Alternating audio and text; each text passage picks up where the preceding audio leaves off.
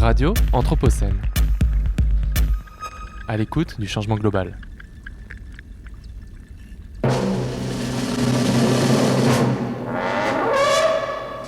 Notre histoire commence en 2026, quelques siècles après le siècle des Lumières. Sous l'égide de Macronus, Bollorix et Pascal Prusse, toute la France sombre petit à petit dans la torpeur et l'obscurité.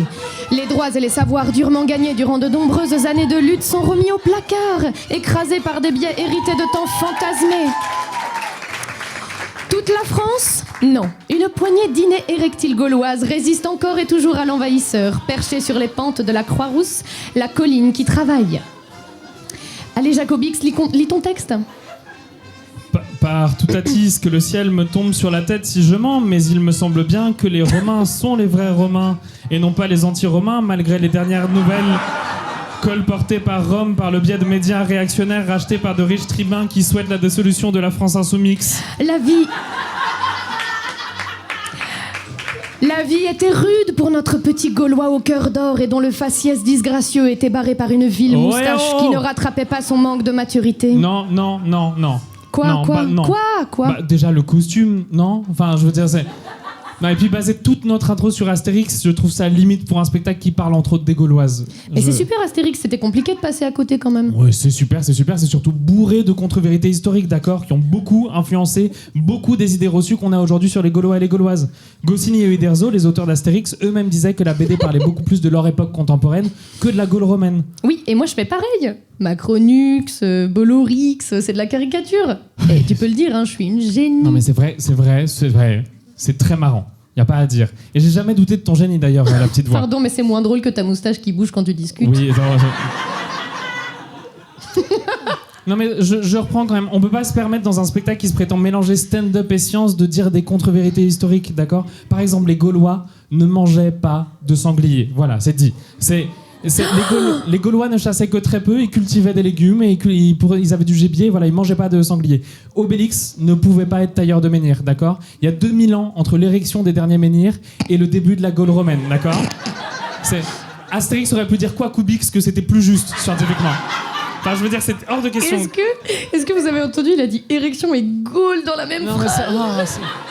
Non, la petite voix, c'est pas possible. Enfin, je veux dire, même le terme gaulois en soi, il est pas bon. Enfin, je veux dire, gaulois, c'est le terme posé par le colonisateur romain sur un territoire qui n'est pas unifié pour dire, toi, je vais te goumer la gueule, globalement. Personne n'était vraiment gaulois, et surtout pas au sein d'un peuple unifié. La vision qu'on a des Gaulois, avant même celle d'Astérix, c'est une vision biaisée, basée sur la vision du colonisateur romain. Ok, très bien, mais du coup, on fait quoi pour l'intro ? Bon, déjà, moi, je retire la moustache, elle me gratte. Voilà, c'est hors de question. Bon, et de toute façon, Astérix, ça n'était qu'un prétexte pour parler des biais. Ah oui, donc tout ça était prévu depuis le début, en fait. Et voilà, oui, exactement. Parce que dans Astérix, on se fait une image bien fausse des Gaulois, mais surtout des Gauloises.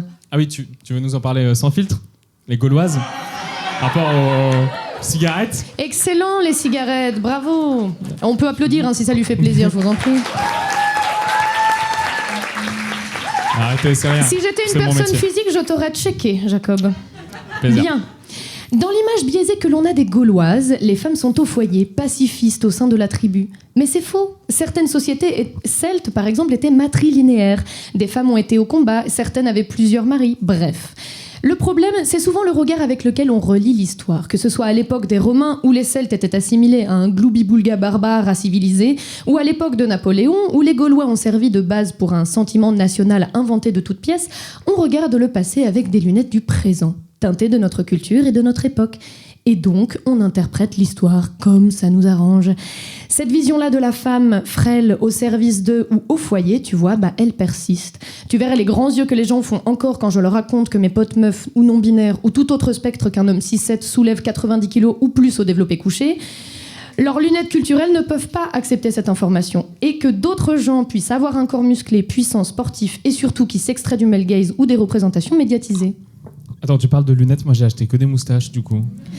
On va trouver une solution, Jacob. Là, ce qui compte, c'est de rétablir un équilibre et de nous faire prendre à tous conscience de nos biais de lecture. Tiens, par exemple, si je te parle de foot, cite-moi très vite 5 noms et j'articule.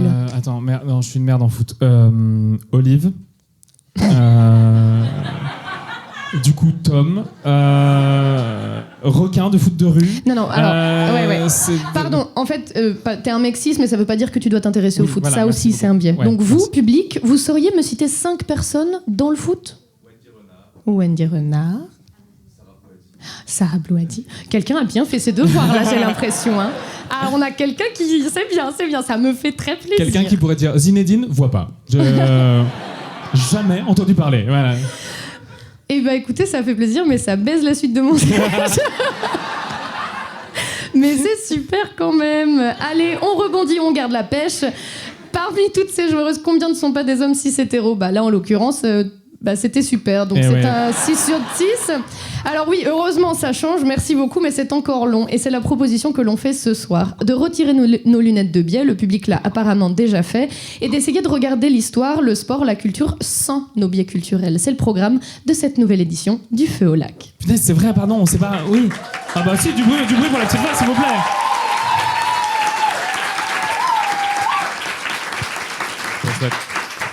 Mais du coup, c'est vrai, pardon, je réalise, en fait, on s'est pas du tout présenté. Enfin, du coup, enchanté, Jacob, saltimbanque, MC, présentateur du Feu au lac. Je suis ravi d'être là avec vous ce soir. Et j'ai l'immense honneur d'être accompagné mieux que jamais par mon acolyte, mon ami, mon être céleste préféré. Je vous demande de faire un tonnerre d'applaudissements pour la petite voix, s'il vous plaît. Bonsoir.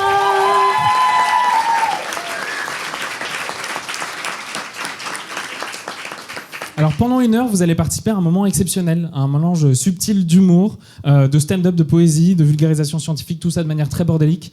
Vous me direz pourquoi croiser les sciences et le stand-up, ou plutôt pourquoi diluer le discours si important des experts avec des blagues de cons, voilà, ou on s'en fout des faits, balance des blagues de cul le clown. Je comprendrais pourquoi vous diriez C'est ça. vrai ça. Pourquoi mélanger ce mélange finalement entre rire et chanson et France Culture? Parce que ça fait rire cul. Et c'est rigolo. Et surtout parce qu'on pense que les deux se recoupent. En fait, dans les deux cas, il s'agit de raconter des histoires. Le stand-up, c'est créer de l'empathie par la gaudriole. Vous avez un indice sur mes 30 ans. C'est prendre un angle et dire « je parle depuis ici » pour créer des ponts entre les humains. De l'autre, l'expertise, la science, c'est se pencher sur des problèmes humains et essayer de les expliquer au-delà de l'aspect premier émotionnel. Mis ensemble, juxtaposés, ces deux récits du monde se complètent. Voilà, le Feu au lac, c'est ça. C'est ce croisement de paroles, c'est ce qu'on essaye de faire du mieux qu'on peut, toutes et tous à notre manière. Mais ça reste surtout un plateau de stand-up. Et pour un plateau de stand-up, il faut un public. Public, et tu l'as. Superbe ça. Très bien. Je suis curieux de savoir un petit peu, est-ce que par applaudissement dans cette salle, il y a des gens qui voient du stand-up pour la toute première fois ce soir? C'est bien, c'est super. Enchanté, comment t'appelles-tu? Gaëtan Durand. Gaëtan Durand. Quel est ton numéro de sécurité sociale, Gaëtan Durand? Gaëtan, enchanté, donc tu n'as jamais vu de stand-up. Ça va être très simple, tu vas voir, il va y avoir des comédiens, comédiennes, mais également des expertes qui vont monter, et des experts qui vont monter sur scène, qui vont vous raconter des histoires, et l'objectif c'est qu'on passe ensemble un bon moment. Ok, vous avez l'air... Non, mais très bien, je comprends. En 2026, on vous propose un bon moment, vous êtes là en mode d'accord, mais le fascisme, je comprends. C'est très simple. Nous, on a des codes, par exemple, on va raconter des blagues, et si les blagues sont drôles, vous avez le droit de... Exemple, je fais une blague, elle est formidable, et subitement... Je vous adore. Je pourrais refaire Friends à partir de maintenant, vraiment. Superbe, très bien. Donc ça, c'est quand une blague est drôle. Quand une blague est très drôle, qu'est-ce qu'on peut donner à une blague en plus d'un rire? Pardon, voilà. La petite voix, on n'a jamais eu un public aussi intelligent. Non, là, c'est quand même mentir. Ils sont toujours super, mais d'ailleurs, il y a la moitié qui est déjà revenue. C'est vrai, c'est très haut taux de fidélité. Effectivement, donc, quand une blague est drôle, on applaudit. Bonjour, comment tu t'appelles? Caroline. Tu veux bien, Caroline? Oui, ça va. Moi aussi, c'est la première fois que je fais du stand-up. Ok. Que je fais du... Tout va bien, Caroline. Tout va très bien. Pardon, du coup, de ne pas t'avoir remarqué. Est-ce que tu as passé une bonne journée aujourd'hui, Caroline? Middle. Ok, très bien. Est-ce que tu veux bien me rendre un service, s'il te plaît? Est-ce que tu veux bien applaudir toute seule et on laisse Caroline tout seule pour voir ce que... Voilà, c'est ça. Très bien. Je me disais aussi. Merci beaucoup. On m'a dit un lieu de gauche, vous l'auriez laissé toute seule? Quelqu'un qui applaudit seul, on dirait la dernière personne intègre du PS. On fait pas ça, d'accord? Si on entend quelqu'un applaudir, on accompagne cette personne, on se lance dans l'applaudissement également. Voilà, on se force pas si jamais ça vous tente pas, mais si jamais vous dites tiens, effectivement, je peux faire un petit pas en plus et en applaudir, on y va. C'est bon pour vous? Caroline, tu veux bien réapplaudir? On voit si tout le monde te suit. Voilà. Super. Trop bien. On vous demandera d'être indulgent et indulgente parce que ce soir, effectivement, c'est une soirée thématique. Donc, il y a des blagues qui vont être faites pour la toute première fois ce soir. Donc, il y a des blagues qui vont naître ce soir. Il y a sûrement des blagues qui vont mourir ce soir et c'est OK. Voilà, on peut mourir sur scène, c'est très cool. Dalida l'a fait, Molière aussi. Donc, c'est mes deux références dans l'humour. Ce soir également, il y aura des informations intéressantes parce qu'effectivement, il y a des blagues, mais on vous a dit il y a des experts et des expertes aussi. Il y a des gens qui ne viennent pas pour vous faire rire. Et si vous riez de ces gens qui ne viennent pas pour vous faire rire, vous êtes la seule classe de 5e C au collège Antoine de Saint-Exupéry en 2004. Voilà, c'est... J'étais pas au collège en 2004, j'ai menti. Si jamais vous entendez une information intéressante et vous avez envie de la notifier, vous pouvez faire « Oh ». Ils sont moins enthousiasmés par le haut, tu remarques. Oui, toujours, hein, c'est terrible. Ils n'ont pas envie d'apprendre des choses. C'est... par exemple, qu'est-ce que je pourrais dire ? Si je vous dis que ce pantalon avant appartenait à la petite voix, vous pourriez faire « Oh ». Tu vois, ça marche quand même. Eh oui, il faut une information finalement. Oui, c'est ça, c'est toujours ça. Très bien, bah voilà, vous avez toutes les informations, on va pouvoir lancer.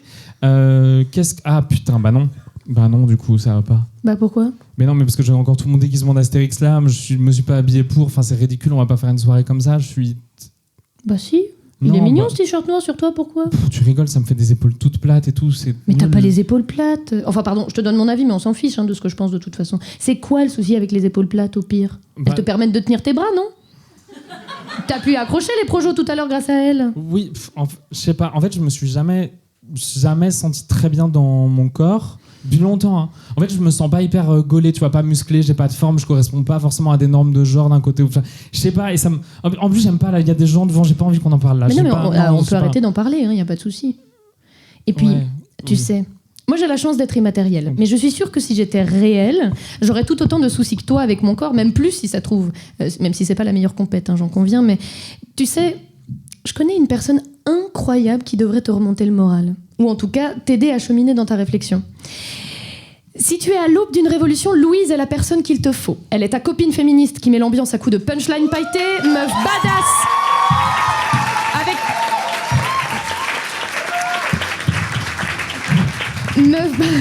Vous applaudissez tellement fort, je m'entends plus parler. Elle est ta copine féministe qui met l'ambiance à coups de punchline pailleté, meuf badass avec une clairvoyance sans pareil sur la société. Enfin, de tes copines assurément la plus stylée, mes demoiselles, mes damoiseaux, mes demoisielles et mes demi-ciels, quand l'Empire attaque. Louise contre-attaque.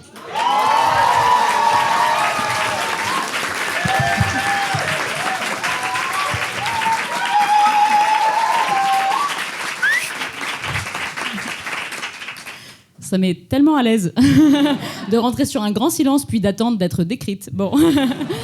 Bonsoir, tout le monde va bien ?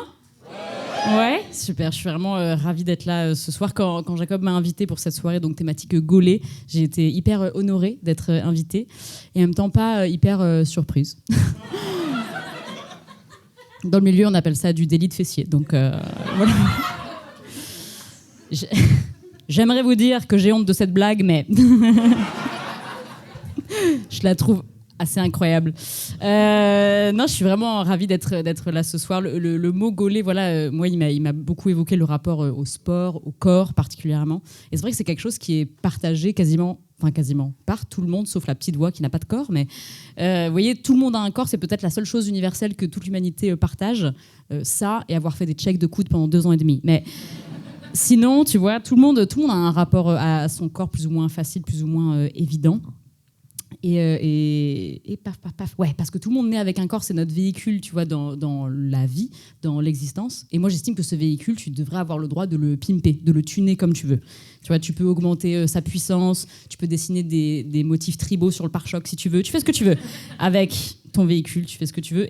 Et effectivement, ouais, excusez-moi, comme j'ai écrit ce texte cet après-midi, je regarde beaucoup mes notes. Ça va pour vous. Merci. Ok. Sauf que forcément, si tu pimpes ton corps, ou d'ailleurs si tu le pimpes pas, tout le monde va avoir un regard là-dessus, tout le monde va avoir un jugement, un regard qui est très souvent genré. Généralement, quand on dit d'un homme qu'il est gaulé, il y a l'idée de puissance, ça suggère qu'il est musclé, alors que quand on dit d'une femme qu'elle est gaulée, il y a plus l'idée de désir, et ça suggère qu'elle est baisable. Voilà, donc c'est quand même un rapport un peu différent, et c'est d'ailleurs là où s'arrête la métaphore des voitures, hein, par ailleurs. Sauf si t'es très fan de Titane, mais... Normalement, Normalement, c'est là que la métaphore s'arrête. Et je trouve que ce regard, ce jugement genré, il arrive très très vite en fait dans la vie. Il arrive dès l'enfance. Moi, je me rappelle quand j'étais enfant, on m'a beaucoup traité de garçon manqué. Vous voyez cette expression ? Horrible cette expression. Manquer, l'adjectif manquer, je le trouve très très dur. Je veux dire, si tu veux qualifier un enfant dont tu comprends pas vraiment l'expression, tu peux utiliser un mot plus diplomatique, genre c'est un enfant visionnaire. Hein. Contemporain, cubique, je sais pas, tu dis des trucs, tu tentes quoi. Je trouve ça vraiment dur de qualifier un enfant de manquer alors qu'il est même pas encore construit. Manquer, enfin, je suis pas un trou de golf en fait, voilà, c'est ça que j'essaie de vous dire tout simplement. Vraiment, en plus, je trouve que cette appellation, elle est d'autant plus triste et vénère pour mes parents, parce que c'est eux qui ont manqué quand même, tu vois. Je les imagine à ma conception comme ça. Complètement à côté, complètement. Désolée Isa, j'ai tiré complètement à côté, quoi. Je suis navrée. Non, c'est quand même particulier, c'est-à-dire que dans la tête des adultes et même des enfants hein, à cette époque-là, soit j'étais une fille réussie, soit j'étais un garçon manqué. Il n'y avait pas d'entre-deux. Alors que pour être honnête, moi je pense que je me considérais comme un farfadet en exploration. Voilà, voilà. Et effectivement, dans cette exploration, il y a eu des ratés. Ai-je ou non possédé un Sweet Baby Milo ? L'histoire ne le dit pas. Je suis toujours en expérimentation, hein, par ailleurs. À l'époque, c'était le singe à paillettes. Et là, j'ai un petit pingouin hyper mignon. Vous voyez ? Ouais ? Ok. J'adore.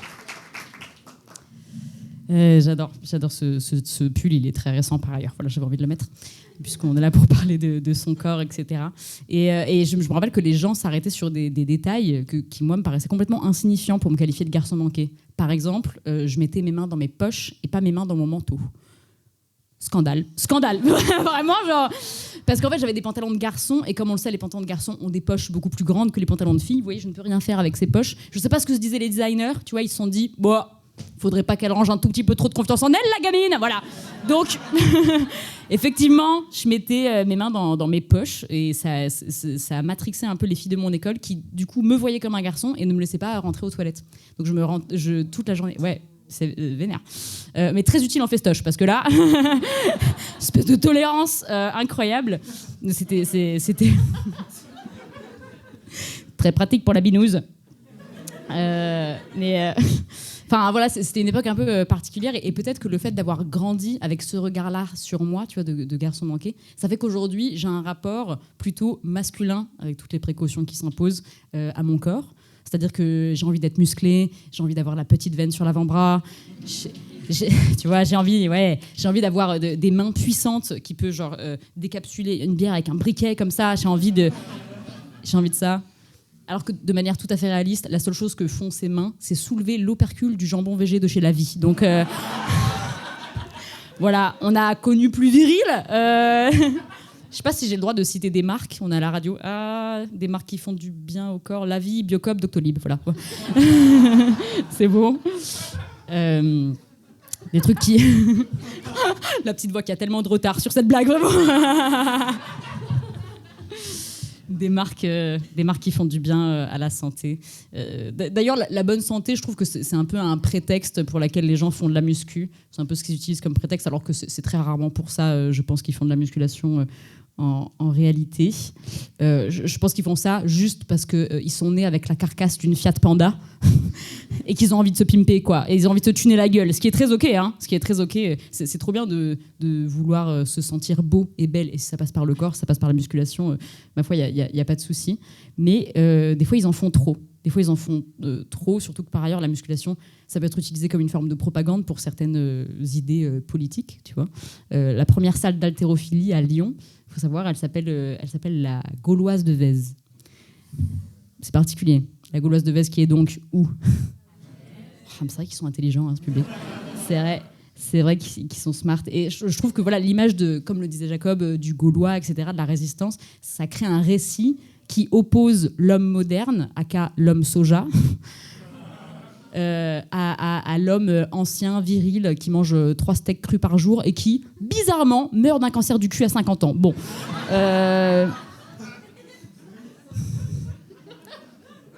Tu vois, je trouve l'ambiance des salles de sport, tout l'imaginaire que ça charrie, c'est quand même très particulier. Et notamment donc, la salle que je citais précédemment, la salle d'haltérophilie, la Avez, elle est située pile entre la basilique de Fourvière et l'amphithéâtre gallo-romain. Et je suis assez persuadée que si tu traces un trait entre ces endroits, il y a un triangle où mystérieusement les gauchias disparaissent. Vous voyez ce que je veux dire ? Le triangle des Bermudas, je ne sais pas. Je pense qu'il y a quelque chose.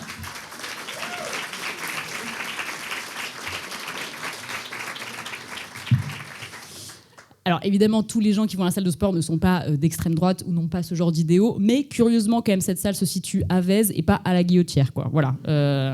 En même temps, une salle qui s'appellerait la Gauloise de la Guillotière, je pense que c'est plus une nouvelle marque de clope algérienne qui coûte 3 balles, quoi. C'était une bonne blague, les cigarettes, Jacob. J'ai adoré. J'ai adoré. Non, les salles de sport, moi en tout cas, je sais que c'est pas un endroit où je me sens particulièrement à l'aise. Je trouve que c'est beaucoup d'égocentrisme. Déjà, il y a beaucoup de salles de sport qui ont des espèces d'énormes baies vitrées qui ont pignon sur rue comme ça. N'allez pas me faire croire que c'est pour maximiser leur apport en vitamine D, hein, pas du tout. Non, je pense pas. Non, je pense que c'est pour qu'on les mate en sueur avec leurs petits débardeurs. C'est maximiser leur apport en vitamine D, ça oui, mais... Oui, bon, ça va. Ça va. Je crois que j'aime pas trop cette mentalité. Aussi, l'esthétique des salles de sport, c'est pas hyper accueillant. Enfin, vous voyez, la franchise de salle de sport la plus connue, c'est Basic Fit. Je trouve que c'est un peu horrible, ce lieu suppôt du capitalisme à la colorimétrie très douteuse, quand même. Tu les vois, là, les agents orange avec leurs sacs, c'est horrible. Enfin, genre vraiment... Voilà, je trouve ça, non, je trouve ça pas très accueillant. Et moi, par ailleurs, je ne porterai jamais un accessoire où il y a écrit basique dessus. Déjà, en fait, je précise que cette blague n'est pas de moi, elle est de Cléo APZ, qui est une humoriste formidable juste ici, et que vous allez applaudir maintenant.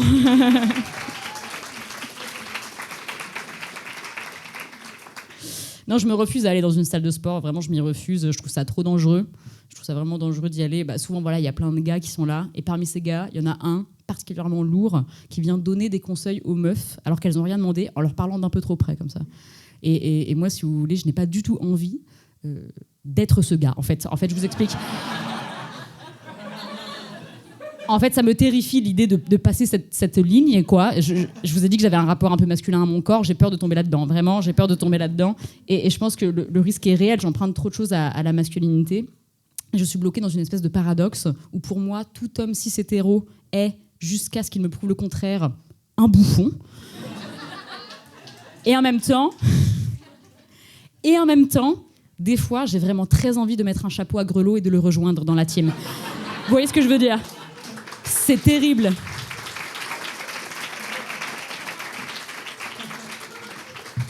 C'est terrible. Je veux pas du tout être un gars.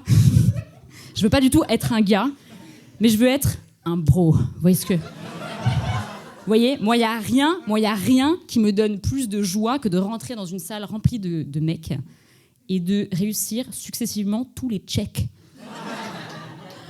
En devinant la bonne combinaison. Est-ce que ça va être plat de la main, point ? Est-ce que ça va être double plat de la main ? Est-ce que ça va être creux, épaule ? Technique celui-ci. Hyper technique celui-ci. Faut anticiper, faut pas viser la mâchoire. Moi, ça me régale. Ça me donne une forme de... C'est une forme d'euphorie de genre très, très particulière, quoi. C'est... Et je sais... Et je sais...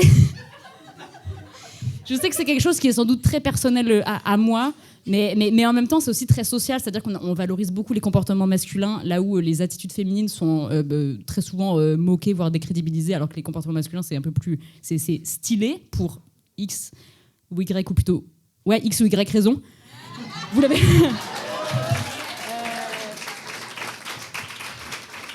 Donc il y a tout ce contexte social-là, et par ailleurs, dans mon cas précis, moi, il se trouve que j'aime les femmes, et comme je suis en rapport avec des meufs, je pense que des fois, je me place trop dans le corps d'un gars. Oui, vous voyez ce que je veux dire, dans ce rapport-là.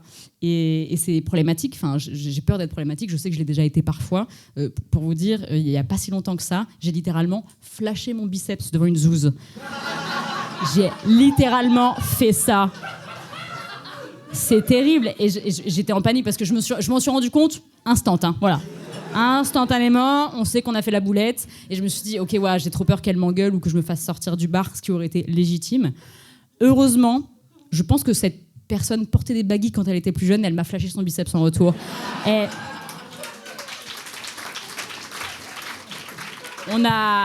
voilà, elle m'a fait un contre Uno. On s'est fait un check. On est ensemble depuis 8 mois, donc c'est super. Mais...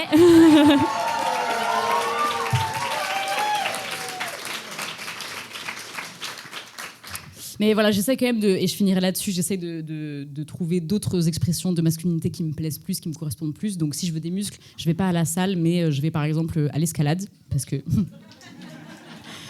que je suis en relation libre, donc bon... plein de poissons dans l'océan, mais... et non, en vrai, plus récemment... Des fois, je me déteste, mais bon, non. Non, plus récemment, sinon, il y a un sport que je fais qui est très cool et je finirai là-dessus. Je vais à la piscine et je trouve que c'est un sport qui est super parce que c'est un sport qui est très doux et à la fois tu travailles et par ailleurs, ça remet en question beaucoup la façon dont moi je vois la masculinité ou ma propre masculinité parce que c'est quand même un des rares endroits où je peux simultanément voir des hommes en slip et être trempé, ce qui n'arrive jamais. Voilà. Merci beaucoup.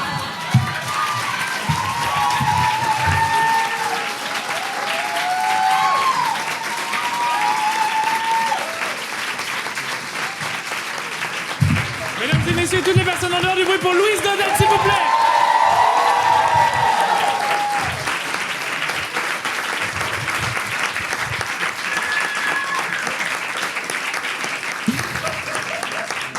Alors Jacob, est-ce qu'on est un peu réconcilié avec soi-même? Oui, enfin, oui.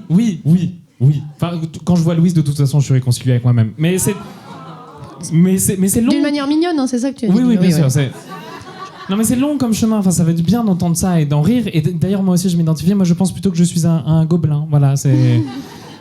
Tu sais, si je fais une recherche rapide dans mon moteur de recherche écolo qui valorise des projets sociaux et écologiques majeurs pour le changement de la face du monde... Trouveuse. Une des premières réponses que je trouve, c'est pour vous réapproprier votre corps, faites une activité sportive. Et je te parle pas de ça pour changer ton corps, mais peut-être plus pour rencontrer sa force. Ta force. Puis entre nous, tu pourrais rencontrer du monde, Jacob. Du monde qui va juger mes épaules nues et nulles dans les vestiaires? Non. Voilà, c'est... Non, en plus, je l'ai fait tout le collège et je me suis jamais senti à l'aise dans le rapport au sport. Voilà, dans le sport compétitif. En fait, dans le sport avec des mecs 6-7, dans un contexte hétéropatriarcal. On m'a toujours dit que le sport, c'est un endroit de gros bonhommes et où il faut surtout pas perdre contre les filles, sinon c'est la honte. Et je sais pas quoi faire de cette information aujourd'hui, tu vois. Quand je regarde le sport avec mes lunettes aujourd'hui, c'est encore un endroit que je peine à déconstruire. Il faut simplement te trouver le bon endroit, chercher jusqu'à trouver le bon lieu et le bon groupe. Puis sincèrement, Jacob, je t'aime bien, mais il faut te mettre à parler à quelqu'un d'autre qu'une personne immatérielle en vérité. Hein. Même si je suis pleine de bonnes idées. Oui. Tiens, écoute, je vais te présenter quelqu'un, d'accord ? Elio est linguiste et travaille sur la question du genre dans le langage. Mais au-delà d'être une personne extrêmement stylée, intelligente et cool, Elio pratique le foot au sein des débuteuses. Aujourd'hui, Yael est notre experte du jour et a accepté de partager son expérience et de discuter sa pratique du sport. Je vous propose de l'accueillir chaleureusement avec du corps, de la voix pour lui donner de la ce fort. Cher public, Elio! Vous êtes vraiment beaucoup.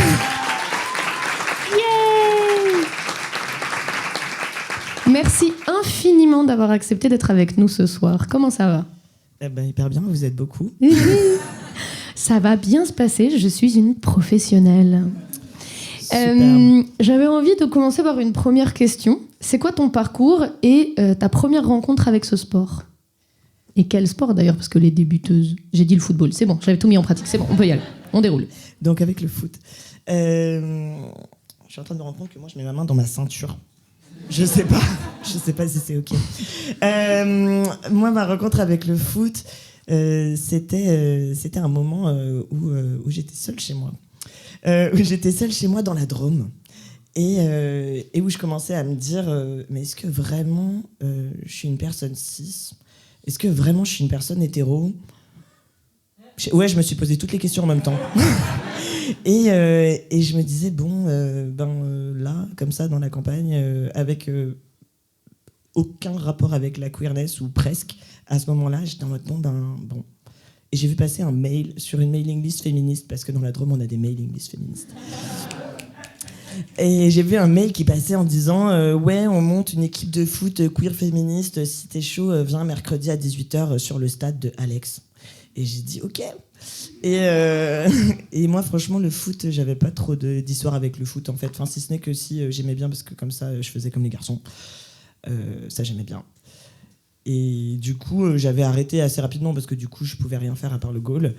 Du coup je faisais pas, et en fait quand je suis allée sur le stade, j'ai rencontré des gens super et j'étais en mode ouais, ok, trop bien, ça existe les gens pas hétéros et les gens pas cis et les gens qui savent pas jouer au foot mais qui ont quand même envie d'y jouer, et ça c'était trop bien. Du coup voilà, on s'est retrouvés à taper dans un ballon sur un city stade à 4 et j'ai passé un super moment, et où on m'a dit c'est pas grave, on s'en fout, on compte pas les points, on est 4, de toute façon on peut pas faire un match. Et voilà, c'était trop bien. Trop bien, merci beaucoup déjà pour ça. Je me demandais aussi si c'était, ou en tout cas c'est devenu militant pour toi de faire du foot. Et ben du coup, je pense que alors d'abord c'était pour un truc personnel. Après, de fait, finalement la queerness c'est quand même un petit peu militant. Enfin, ça dépend comment on le fait, mais en tout cas dans ma vision des choses c'est militant.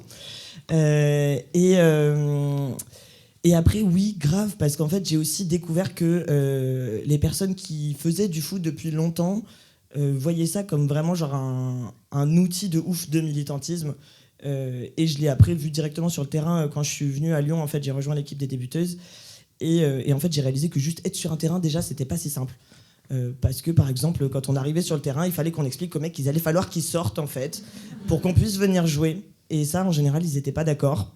Il fallait qu'on leur dise mais en fait si on a réservé, c'était là ouais non mais on va rester là. Et du coup on a dû appeler plusieurs fois les arbitres de la plaine des Jeux, enfin les gens qui gèrent les stades là, pour leur dire mais en fait venez virer ces mecs du stade parce que nous on essaye, on n'arrive pas, il faut qu'on leur montre des papiers officiels pour qu'ils acceptent de quitter le stade en fait.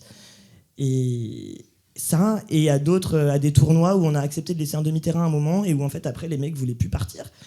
Et là il y a genre 100 meufs cis, pas cis, non-binaires, pas de mecs cis en tout cas, qui sont arrivés sur ce terrain en leur disant bon alors en fait maintenant on est autant que vous allez partir puis nous on va jouer. Et là c'était incroyable. Super.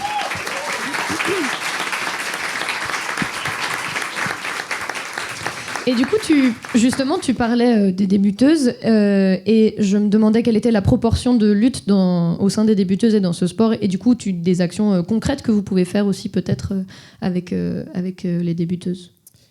Bah déjà, du coup, être sur le terrain. Ça, c'est super. Déjà ça. Occuper l'espace. Après, c'est une asso qui du coup, est pas du tout un club.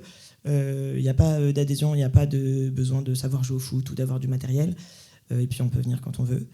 Et du coup, bah déjà ça, pour moi, il y a un côté militant où en fait, il y a un truc où l'idée c'est de penser le fait que genre des gens qui ont peur de la balle, comme moi par exemple, ou qui savent pas taper dedans, ou qui ont très très peur de genre taper à côté au moment où c'est le moment de mettre un but, et ben en fait on peut les faire venir, les tranquilliser, leur permettre de aussi se réapproprier le rapport à l'espace, le rapport au terrain, le rapport au ballon.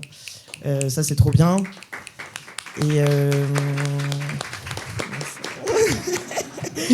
Et aussi on fait des ateliers avec des jeunes du coup, et ça m'a trop touchée. On a fait des ateliers dans des écoles où on posait des questions notamment sur genre le rapport au ballon, genre la socialisation à la balle, où on mettait genre où on disait aux jeunes bah en fait qui a déjà reçu un ballon à son anniversaire, qui joue au ballon dans la cour, qui a envie de jouer au ballon dans la cour. Et où du coup en fait on voyait déjà que en fait à 6 ans ben ça y est c'est plié quoi. Enfin, les inégalités elles sont déjà là, et je sais pas, de me dire que genre il y a des jeunes qui peuvent vivre ça, que moi j'aurais bien voulu qu'on me dise, bah, ça me faisait trop plaisir et je trouvais ça trop cool. Et après il y a d'autres objectifs militants qui sont plus ou moins pas toujours faits, parce que vu que l'idée c'est de fonctionner en collectif et qu'on est genre 120 sur le groupe WhatsApp, les décisions prennent du temps. Voilà. Donc mais il y a l'idée. Super, merci beaucoup. J'avais envie de faire un parallèle aussi avec un événement qui s'est passé sur Lyon qui s'appelle les Eurogames. C'est l'été dernier et se sont déroulés à Lyon, donc cet événement qui est un événement de sport inclusif qui s'affranchit des normes de genre, d'habitude présentes dans la compétition notamment.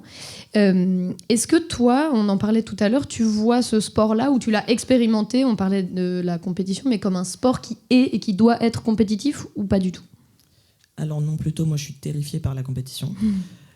C'est pour ça que j'ai jamais fait de sport co, à part vite fait à l'AS de mon collège, j'ai essayé le handball et après j'ai fait une fois un match et c'était horrible. J'avais trop peur de perdre en fait. Enfin, j'avais trop peur de faire de la merde et que ce soit de ma faute si mon équipe perd. Et du coup, la compétition, ça c'était pas possible quoi. Et même tout seul, la compétition c'est dur parce que du coup quand tu perds, tu te sens trop nul en fait. Du coup, j'avais pas envie de faire ça. Et donc l'avantage du foot, comme on le fait, c'est que comme on compte pas les points, du coup il y a pas de compète. Du coup, on est vraiment juste là pour kiffer. Et puis on rigole beaucoup quand je rate des balles, je rigole.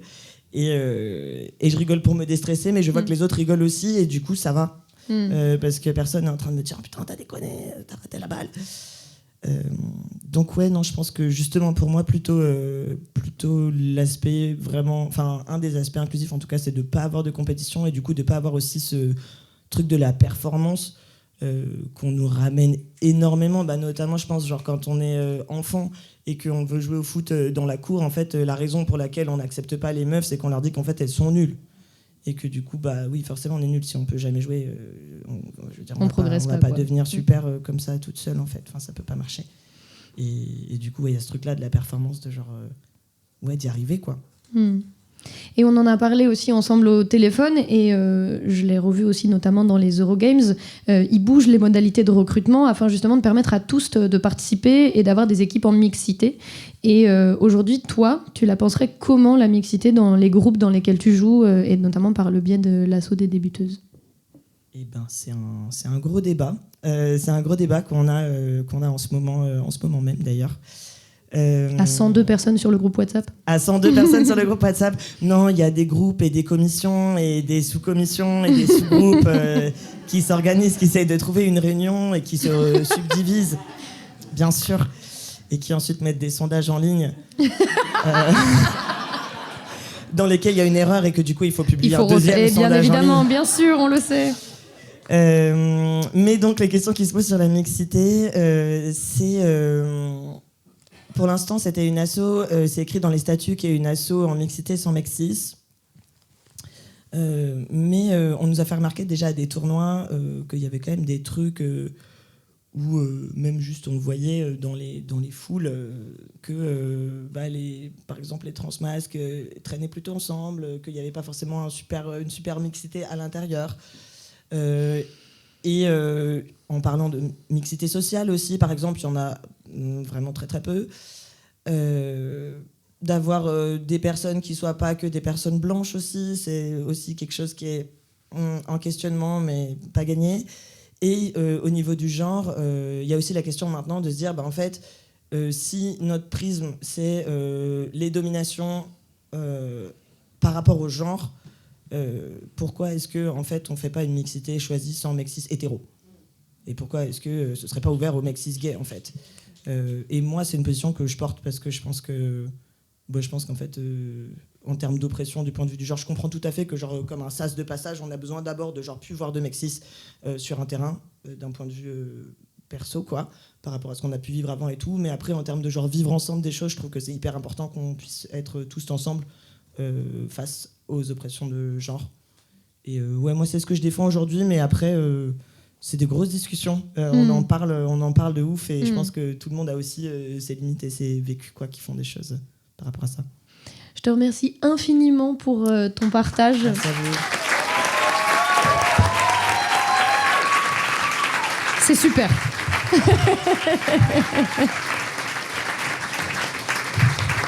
Mesdames et messieurs, toutes les personnes en dehors du bruit pour Elio, s'il vous plaît.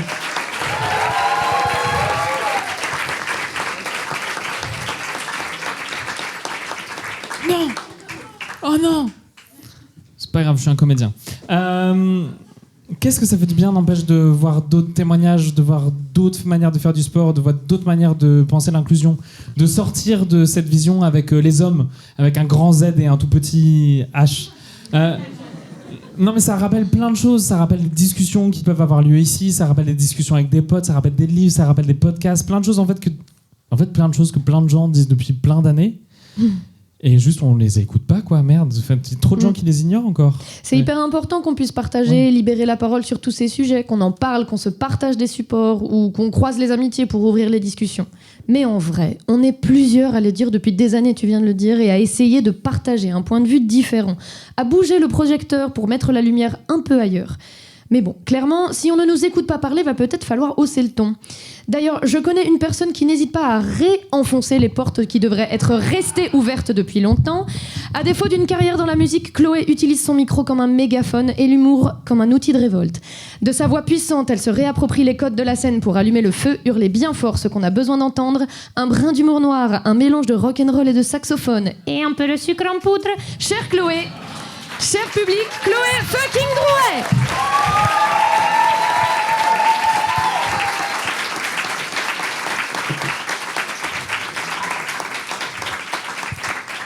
Waouh, ça fait plaisir d'être entre blancs.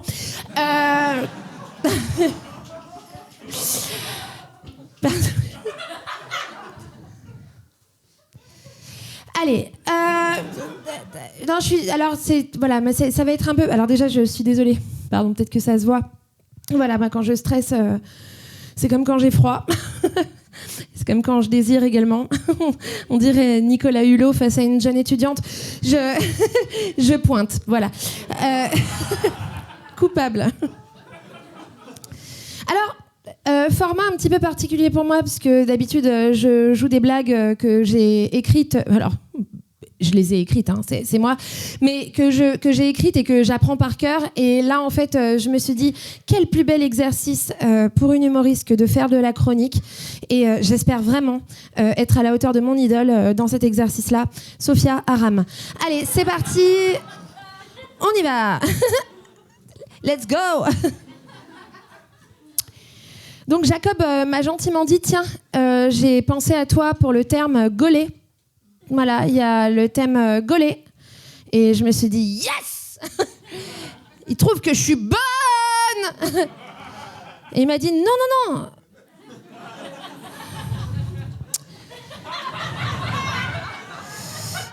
Non, toi, tu sais, Chloé, tu vas parler des grosses bites turgescentes, toi.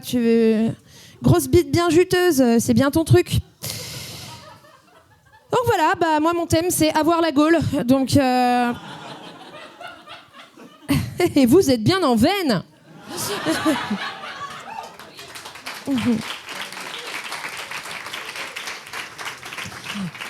C'est mon rayon. Elle en connaît un petit rayon, la petite mistinguette. Elle a roulé sa bosse, la petite intermittente. Je suis un peu le GeoGuessr de la tub, quoi. Ah, tu me montres une bite, je sais dans quelle région on est, quoi. Vraiment. Ils ont des chapeaux ronds, vive les Bretons. Ils ont des casques à pointe. Ah, on est à Lyon. Allez. Et donc, merci.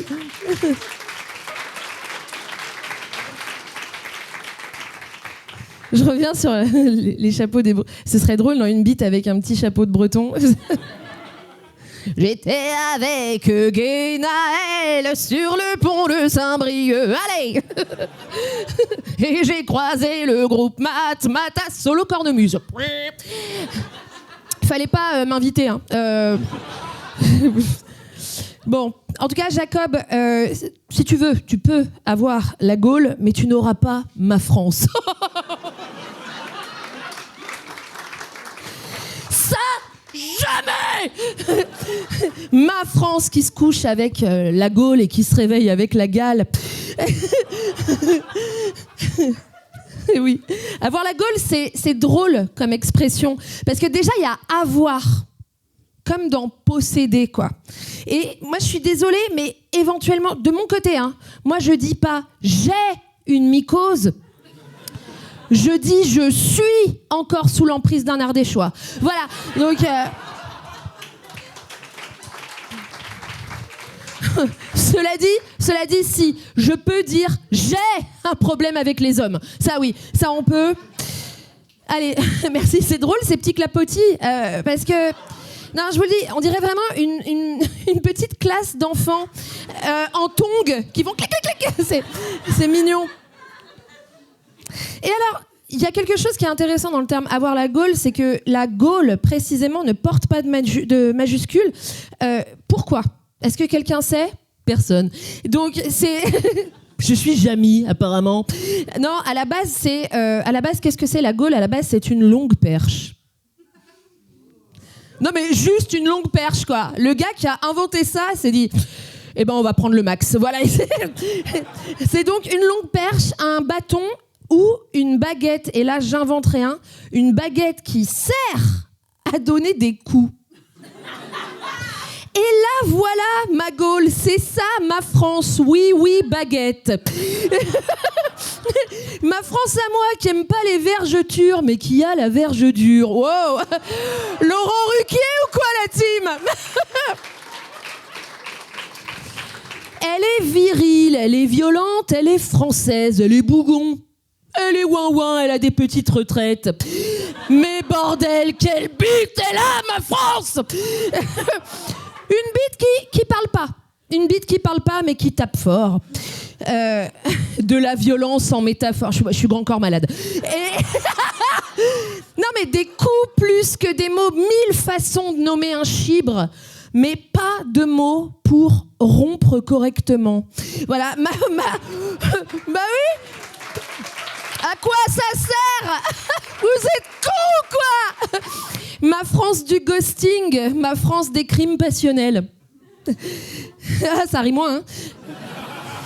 Ma France des tentatives de féminicide pudique, qu'on appelle maintenant divorce alpin.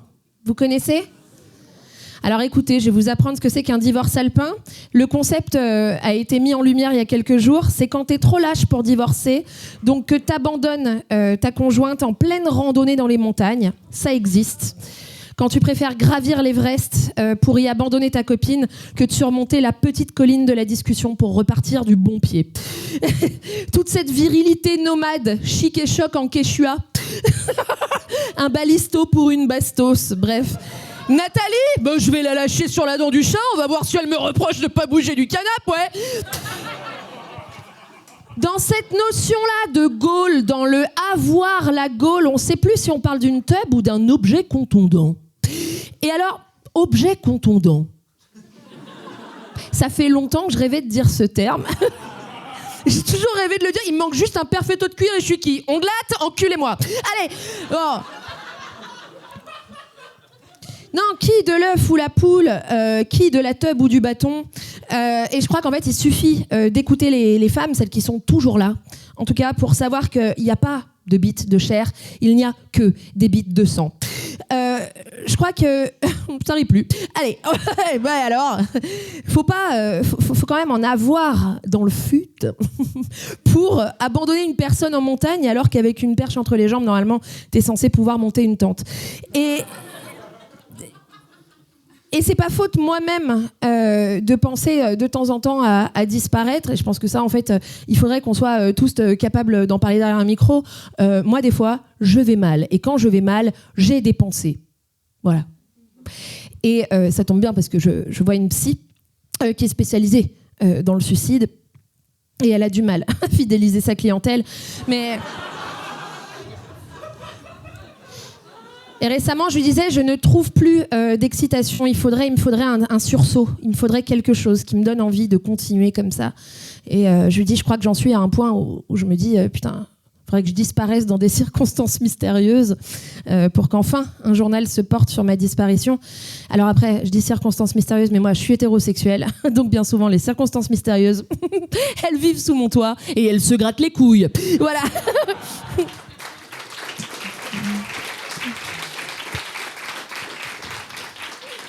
Et je crois qu'il y a une certaine fierté chez la personne détentrice d'un pénis, et qui est bien souvent quand même un homme blanc, si c'est hétéro, mais cette espèce de fierté à montrer la prouesse physiologique.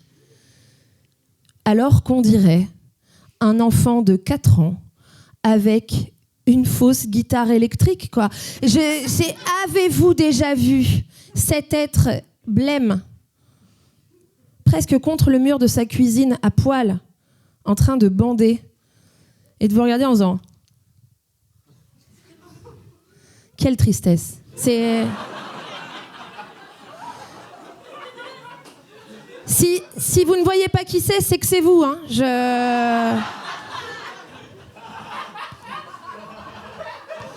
Mais surtout, en me montrant ça, en me faisant... Qu'attends-tu de moi ? Non mais sérieusement, ils attendent quoi que je fasse ? Hey on se serre la pince. Non mais jamais. Je comprends pas. Mais, allez, je pose mon téléphone. Mais juste, je vais...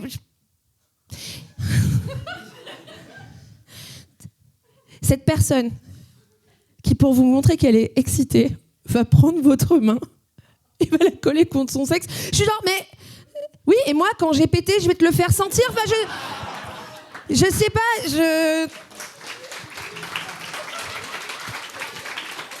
Eh ben alors, c'est bien mon Sylvain. C'est bien, il va faire dans le pot. Non mais Et cette espèce de fragilité masculine avec ils réfléchissent pas. En fait, j'ai l'impression qu'il n'y a pas de réflexion autour du fait que, bien sûr que je vais lui mettre ma main sur le chibre et bien sûr qu'elle va dire oui. Mais alors que la fragilité masculine, la fragilité masculine, elle existe et elle est, elle est rigolote aussi. Mais si vous vous êtes déjà retrouvé nez à nez avec une teub, parce que moi, ça m'est arrivé et il se passe ce truc de quand tu sais, t'es quand même en dessous, quoi. La personne est surélevée et toi t'es en face de toute cette fragilité-là. Enfin, je sais que moi, en plus, c'est terrible. Je suce très mal, mais c'est une catastrophe. Je suce extrêmement mal. Si je suçais bien, je serais à l'Olympia. Mais je suce très mal. Je suce très très mal. Vous avez vu mes dents ? Voilà. Moi, avec ça, au mieux, je peux agrafer des documents. Donc, à un moment... Quand je suce, je ne fais pas que sucer, quoi. Quand je suce, je venge mes sœurs opprimées, quoi. Littéralement. Écoute!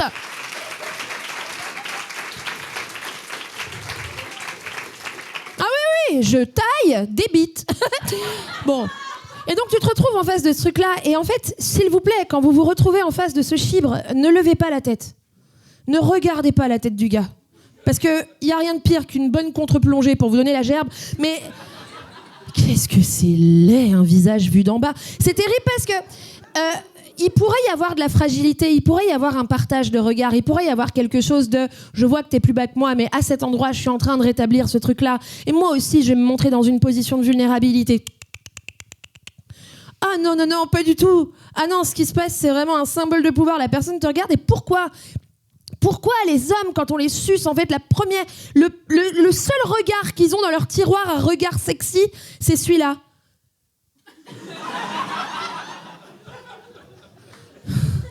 Et comme ils aiment tout toucher, pendant qu'ils le font, ils font... Donc non, voilà, Il n'y avait pas de suite à cette blague. Allez, on va continuer. J'avais noté un jeu de mots, je vais quand même vous le faire. Comme quoi je vous parlais de Matmata. Et maintenant, c'est Matmatub. Allez, on y va. Tout ça pour ça, hein, c'était juste fait exprès. Bref, avoir la Gaule, c'est toujours une histoire de conquête. Et personnellement, j'en ai marre de devoir applaudir un piquet, féliciter un chibre ou glousser après une perche parce que oui, effectivement, il est légitime en tant que femme d'avoir peur du retour de bâton. Et donc, au final, plutôt que de courir après la Gaule, je crois que je préfère moi-même m'abandonner en montagne. Merci beaucoup.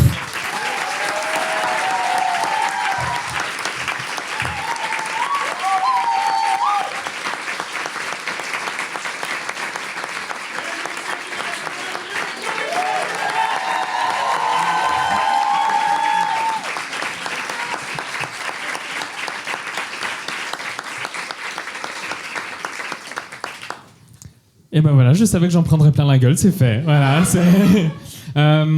écoutez, c'est super. Bon, j'ai l'impression qu'on passe toutes et tous un bon moment. Oui. que la promesse est en train d'être tenue, qu'on est en train de réfléchir à ces sujets-là. Mais souvent, c'est compliqué de penser quand il se passe deux choses dans notre corps, quand notre gorge est sèche et quand notre vessie est pleine.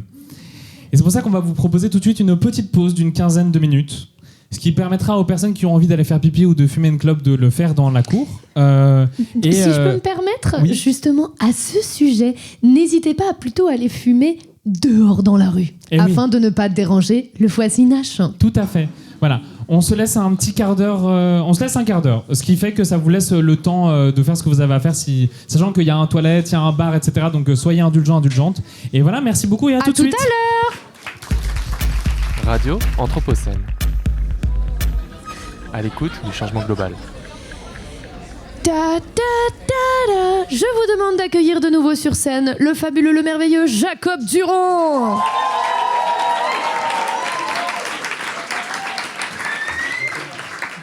Ne me demandez pas pourquoi je vous fais systématiquement la SNCF. Je crois que j'ai besoin de quelqu'un pour m'écrire un autre jingle. Oui.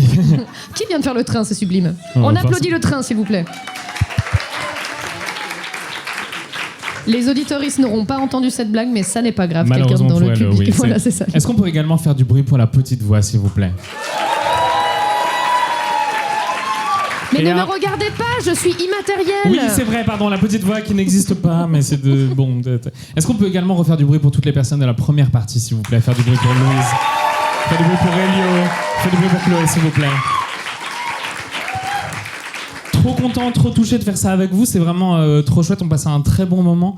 J'espère que celles et ceux qui découvrent le format ce soir sont contents et contentes. Elles sont encore aux toilettes, je crois. Mais... Oui, c'est ça. Désolé, on a dû recommencer sans vous. Vous écouterez le podcast. Voilà, tout simplement.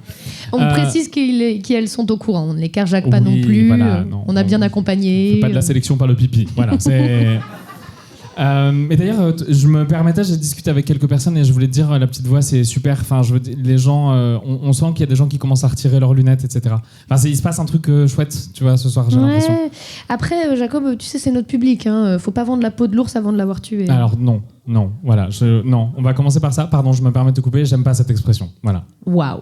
Non, mais j'aime pas cette expression parce que je trouve que cette expression, comme plein d'autres expressions françaises, ne correspondent plus à une réalité qu'on a dans nos vies. Tenez, par applaudissement dans cette salle, qui a déjà tué un ours? Voilà. Je vais être honnête avec vous, cette semaine en Comedy Club, il y a un homme premier rang qui a applaudi à cette blague. Et j'ai eu très peur. Voilà, j'ai jamais eu aussi peur de ma vie. Je me suis dit qu'il s'était vengé de l'ours avec laquelle sa femme était partie en randonnée. Voilà, c'est...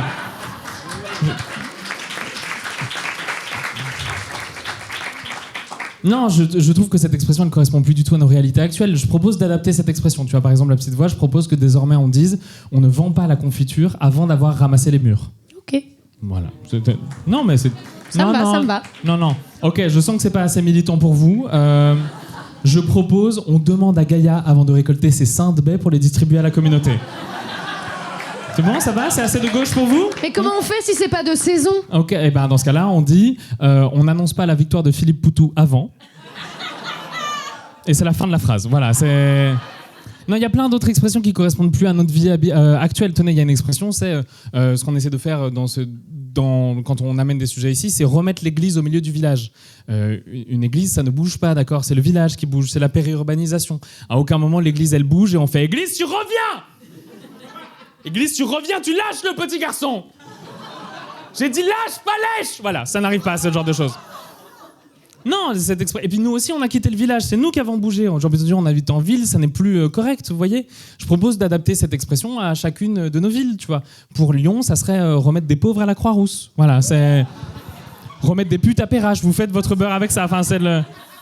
Et il y a une expression centrale, et Chloé a commencé à en parler tout à l'heure, qui est une expression que j'aime pas, qui est l'expression avoir la gaule. Parce qu'effectivement, moi, à chaque fois que, du coup, à cause de cette expression, à chaque fois que j'ai une érection, je pense à Vercingétorix qui s'agenouille devant Jules César. Et je sais pas vous, mais moi, penser à un gars avec une moustache et des tresses, bah, ça m'excite 2 fois plus. C'est ça mon problème, voilà. Généralement, je pense à Charles de Gaulle juste après, je débande. C'est bon, c'est... C'est rigolo d'ailleurs, c'est le même truc, De Gaulle et la Gaule. C'est le même mot. Voilà, il n'y a pas le même nombre de lettres, mais c'est le même mot. Moi, quand j'étais petit, je pensais que c'était lié. Je pensais que c'était parce que De Gaulle avait libéré la France que du coup, on disait nos ancêtres les Gaulois. Voilà, j'étais pas la confiture la plus sucrée du placard. Mais du coup, je ne sais pas ce qui se serait passé sans libération. Peut-être qu'on aurait dit nos ancêtres, les enfants de Pétain. Je ne suis pas sûr de celle-ci.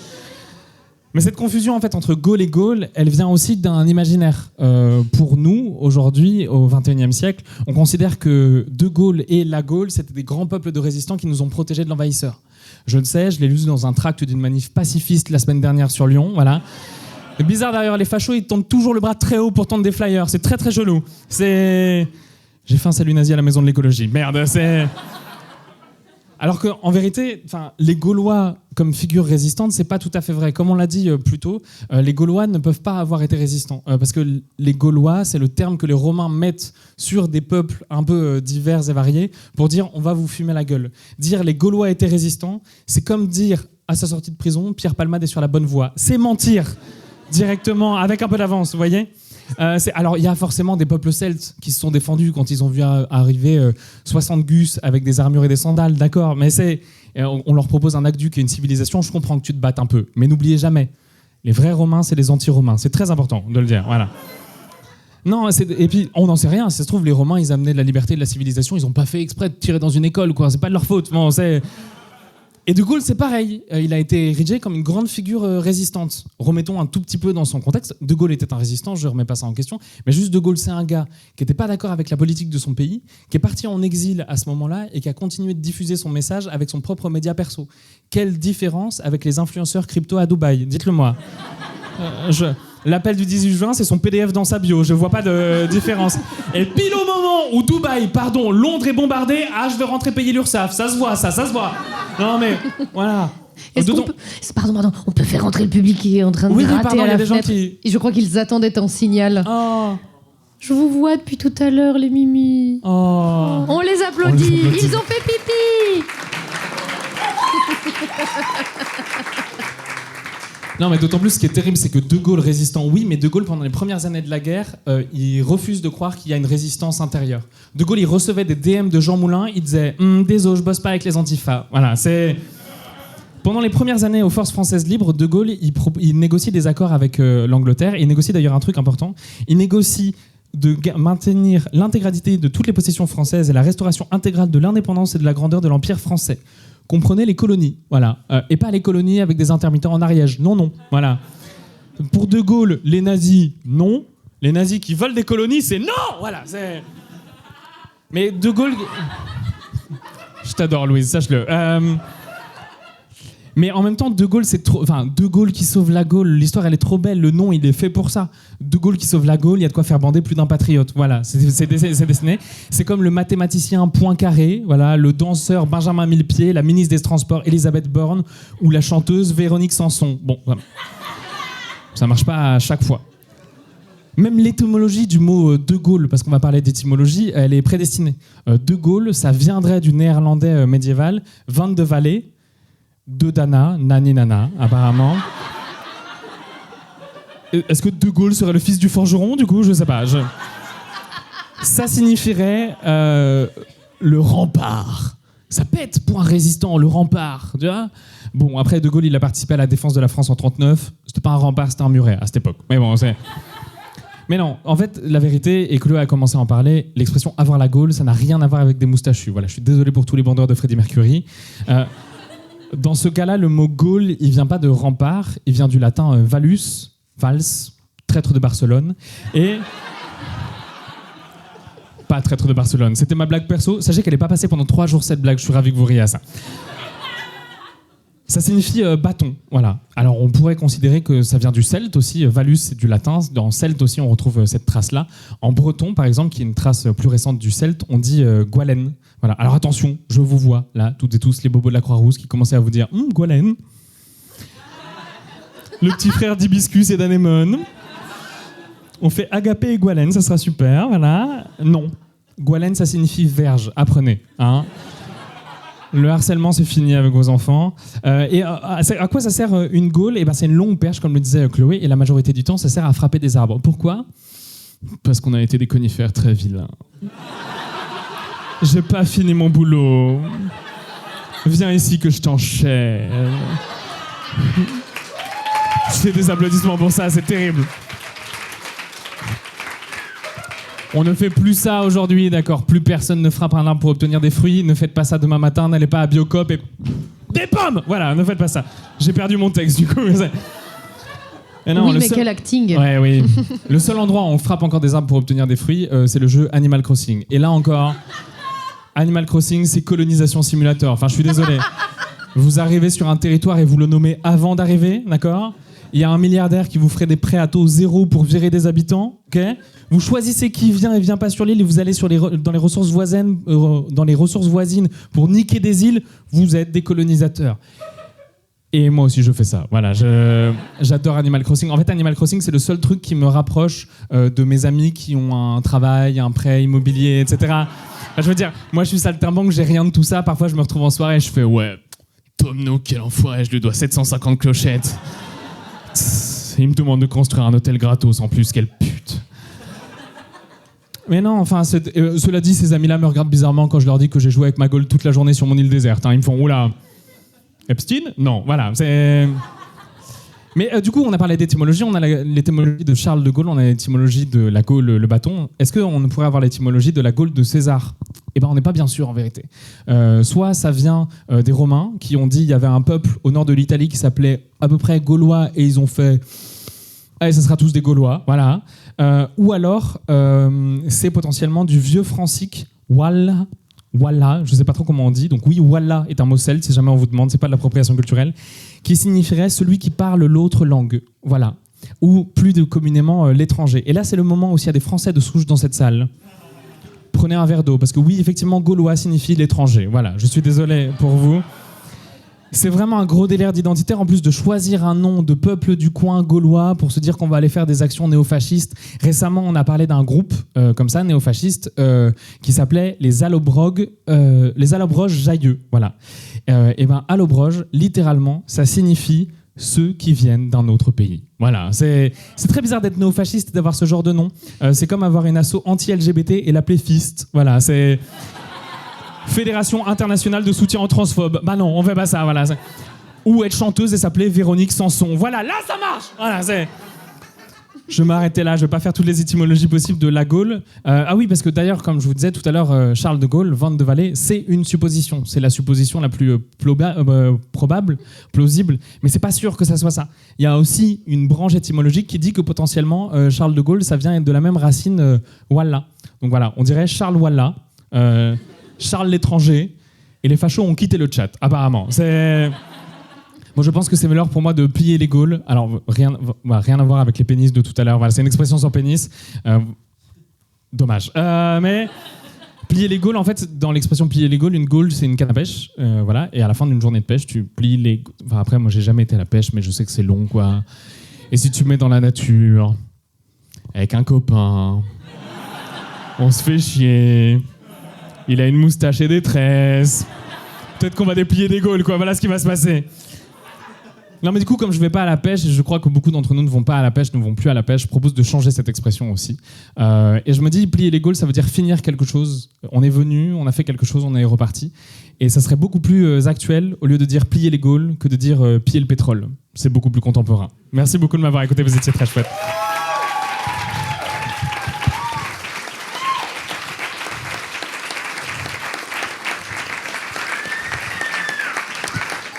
Je peux revenir sur un truc que tu disais. Ouais. On n'est jamais sûr de l'étymologie des mots. J'aime bien cette idée de l'étymologie multiple et le fait de continuer à ne pas voir l'histoire comme une forme arrêtée. Surtout qu'on en parlait au début, on peut clairement penser que pendant longtemps, l'histoire est vue avec un regard biaisé puisque les métiers savants étaient réservés aux hommes. Et oui. Et puis encore aujourd'hui, l'histoire, elle sert un récit contemporain. Par exemple, dans nos sociétés, on nous apprend à l'école une histoire principalement occidentale, impérialiste et basée principalement sur la guerre et les conquêtes. Mine de rien, ça influe énormément notre vision de ce qu'on devrait faire des sociétés aujourd'hui. Ça serait tellement bien qu'on ait des machines à remonter dans le temps, tu vois, pour aller voir l'histoire comme elle était, sans l'accumulation de biais contemporains accumulés. Heureusement qu'il existe des gens qui remettent en question la vision établie qu'on a de l'avant, avec des faits, des sources, et qui n'affirment rien si elles ne savent pas. Bien meilleur qu'une machine à remonter le temps, Manon Bril est docteur en histoire et nous fait voyager à travers l'absurdité des pratiques humaines. Humaines, on ne fait pas la liaison. Aussi drôle que brillante, elle nous catapulte dans une réalité historique qui brise les récits patriarcaux qu'on nous servait petites et nous aide à redécouvrir l'histoire sous un jour nouveau. Demoiselle, demi-ciel, il est temps de regarder pas plus loin que Manon Bril.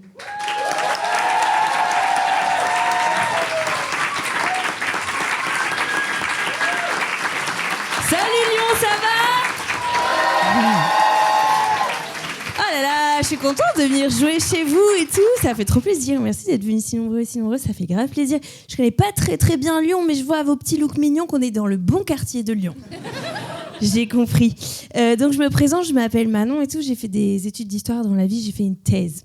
Ok, ça vous impressionne pas? Ah si, il y a une personne plus impressionnée que mon daron, c'est cool. Merci. Peut-être une personne qui me dira je t'aime à la fin du spectacle. Contrairement à lui. Mais ouais, franchement, non, mais attendez, je mérite, franchement, 50 thèses, 500 pages, je mérite. J'étais trop fière quand j'ai su que j'étais prise en thèse, le plus haut diplôme qui existe. Moi aussi, je te flash. Mais oui, j'étais trop contente, franchement. Je me suis dit, je vais intégrer le monde de la recherche, de la science et des vestes en tweed. Vous avez déjà vu un historien? Veste en tweed, avec des patchs sur les coudes. Et calvitie. Attention, je ne dis pas ça de manière péjorative, d'accord? Je n'ai rien contre les chauves, j'adore les chauves. J'ai un très bon ami chauve. Mon frère est chauve, donc j'ai le droit de dire ça en fait. Non, j'adore les chauves, ils sont super. J'adore leur culture, leur cuisine, leur musique. Etche best, Phil Collins. Ils sont super les chauves, ils donnent tant alors qu'ils ont si peu de cheveux. Stressez pas les gars pour la calvitie, ok, stressez pas, je suis avec vous, d'accord? La calvitie déjà on s'en fout. Ensuite le crâne rasé ça peut être très stylé. Sauf si vous êtes un skinhead facho, là non, je suis pas avec vous. Mais sinon je suis avec vous parce que c'est vrai que vous aussi vous avez des problèmes. La calvitie, réussir à bander. Donc je suis avec vous, ok? Mais c'est vrai que les calvities de chercheurs à l'université, ça m'a marqué parce que les étudiants en histoire jusqu'au master, au contraire, c'est plutôt des gars avec les cheveux longs, un peu métalleux, qui récitent des répliques de Kaamelott. C'est vrai. C'est vrai ou plutôt devrais-je dire? C'est pas faux. Oui, mais pour trouver ma salle le matin dans les couloirs, je faisais à l'oreille, ok? Je suivais les c'est pas faux. C'est pas faux. Ah, c'est par là. Ciron en agro. Ça le B12. Et donc après, ils perdent leurs cheveux, apparemment. Si vous trouvez que je parle trop des chauves, sachez que le karma s'est déjà chargé de me punir. J'ai reçu un mail d'un médecin turc me proposant d'aller faire des implants. Voilà, c'est bien fait pour moi, c'est le dieu des chauves qui m'a puni. Bouddha. Non, faut que j'arrête avec les clichés. Attention, c'est pas tous les chauves qui sont historiens et c'est pas tous les historiens qui sont chauves. Il y a des chauves ce soir?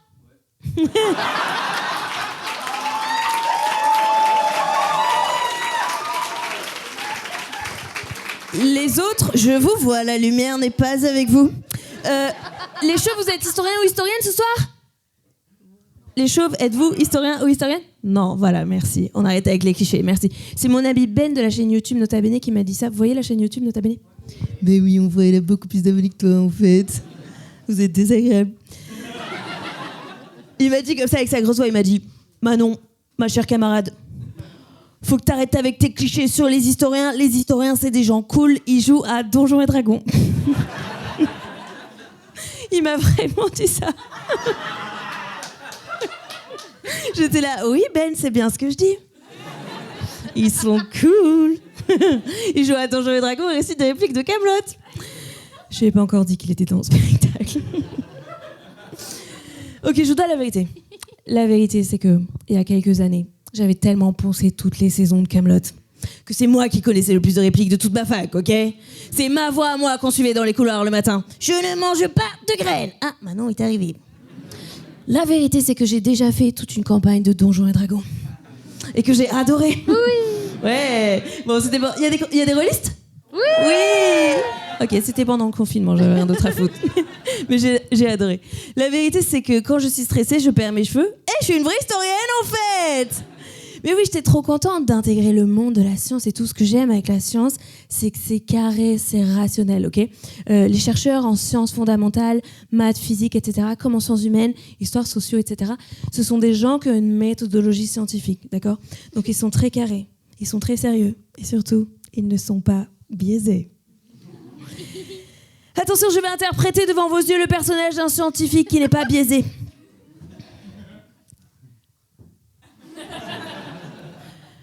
Bonjour à tous, je suis Patrick Scientifique. Restez assises, mesdames. Je suis Patrick Scientifique et je suis très sérieux, je ne suis pas biaisé. J'ai une blouse et des lunettes et une calvitie, donc je suis très sérieux, je ne suis pas biaisé. Je ne suis pas non plus beaucoup baisé. Mais ça, c'est une autre histoire. Abonne-toi. Allez, c'est la petite private. Alors, Patrick, c'est pas une vraie personne, ok ? C'est une métaphore, c'est une personnification de tout le corps scientifique qui me permet de vous raconter une petite histoire. Un beau jour de 1872, dans le sud-est de la France, vers la ville de Menton. Attendez, pause. C'est pas fou qu'il y ait une ville qui s'appelle Menton. Et puis quoi encore ? La ville Dieu, la ville de Pau, la ville de Foix, la ville de Montéton, c'est moins connu, c'est dans le Lot-et-Garonne, mais ça existe. Concentrez-vous. Vers la ville de Menton, dans des grottes. Patrick Scientifique et son équipe font une découverte incroyable. Oh, écartez-vous, mon petit. Qu'avons-nous là ? C'est un squelette préhistorique super balèze avec plein d'ornements précieux, Patrick. Chut. Il me semble que c'est un squelette préhistorique super balèze avec plein d'ornements précieux. Oui, voilà, c'est ça. Chut. Il est fort et il est riche. C'est un chef. Parce que c'est ça que sont les chefs. Ils sont forts et ils sont riches. Sauf peut-être François Hollande. Attendez, pause. C'est pas fou qu'un nom de famille, ce soit un pays. Il y a une ville qui s'appelle comme une partie du corps et une personne qui s'appelle comme un lieu. Et puis quoi encore ? Des enfants qui portent des noms de fruits ? Ma sœur s'appelle Prune. Concentrez-vous. Patrick dit, c'est un grand chef du paléolithique. On l'appellera l'homme préhistorique de Menton. Chut. L'homme de Menton. Waouh, ça change tout. Mais là, il y a quelqu'un qui vient toquer Patrick. Quoi ? Patrick, désolé de te déranger dans cette proclamation scientifique, mais on a trouvé un autre squelette là, pas loin, là, le même là, paléolithique, super balèze et tout. Et oui, bah quoi ? Il y a un fœtus dans le ventre. Waouh, la synchronicité de cette musique. C'est beau. Franchement, on pouvait pas faire mieux, je pense. Je disais, il y a un fœtus dans le ventre. Ah, un fœtus dans le ventre. Qu'est-ce que ça peut bien vouloir dire ? Les chefs du paléolithique mangeaient des fœtus. Non, wow, pas du tout, Patrick. Pas du tout. Pas du tout. Du coup, on a réexaminé le squelette là, de chef paléolithique là, et en fait, c'est pas un chef, c'est une chef. Quoi ? Tu veux dire que c'est une... Tu veux dire que c'est une... J'arrive pas à le dire. Oui, voilà, c'est une femme. En fait, on s'est rendu compte qu'apparemment, il n'y avait pas autant de différences physiques entre les hommes et les femmes du paléolithique qu'il y en a aujourd'hui. Du coup, les femmes du paléolithique aussi, elles ont des squelettes super balèzes. Du coup, on a cru que c'était des hommes, quoi. Voilà, on s'est planté, quoi. Quoi ? Tu veux dire que j'aurais plaqué mes conceptions d'aujourd'hui pour évaluer les gens du passé en assumant que ça a tout le temps été comme ça et du coup, dans une démarche pas du tout scientifique ? Oui, impossible. Je suis Patrick Scientifique et je ne suis pas biaisé. Et pourtant, c'est ce qui s'est passé. Et on a rebaptisé l'homme de Menton la dame du Cavillon. Mais là, vous allez me dire, oh Manon, t'exagères. Oh Manon, t'exagères. C'est des recherches qui datent du 19e siècle. C'est des recherches qui datent du 19e siècle. On n'avait pas encore la bonne méthode. On n'avait pas encore la bonne méthode. Mais t'es une fille super. Mais t'es une fille super. Bien sûr que tu vas retrouver l'amour. Bien sûr que tu vas retrouver l'amour. Ok, vous avez raison. Ok. Ah, vous avez raison, alors je prends un exemple plus récent. Un exemple plus récent. Un beau jour de 1952, en Bourgogne.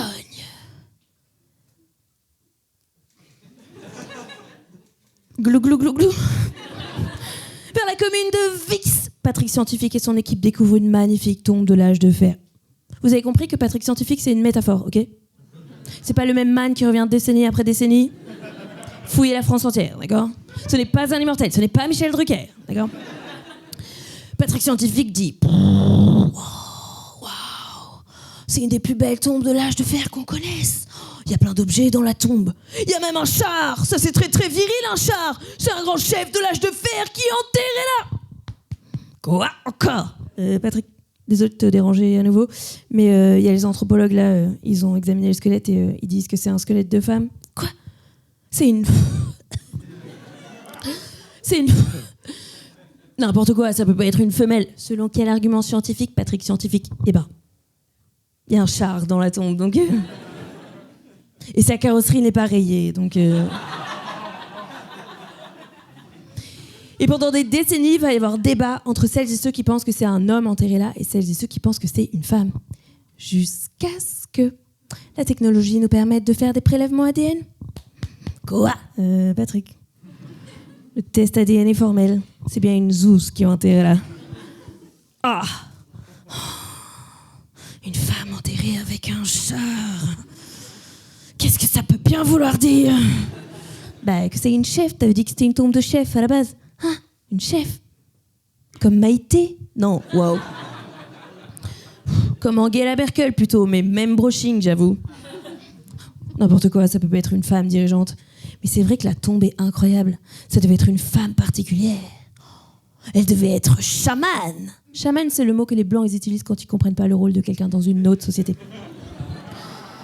Chaman, ah ouais, ok, tu veux vraiment pas considérer que ça puisse être une femme chef? Regarde, en plus, il y a une pathologie sur son squelette, voilà, c'est pour ça. Elle devait avoir un physique bizarre, donc elle devait avoir un statut magique. Alors, déjà, c'est irrespectueux pour le physique d'Éric Antoine. Et ensuite, il y a les collègues là, ils disent que sa pathologie, ça affectait pas son physique, ça se voyait pas, quoi. Oui, bah ça va, on a compris, c'était une femme. Mettez ça dans votre rapport de woke.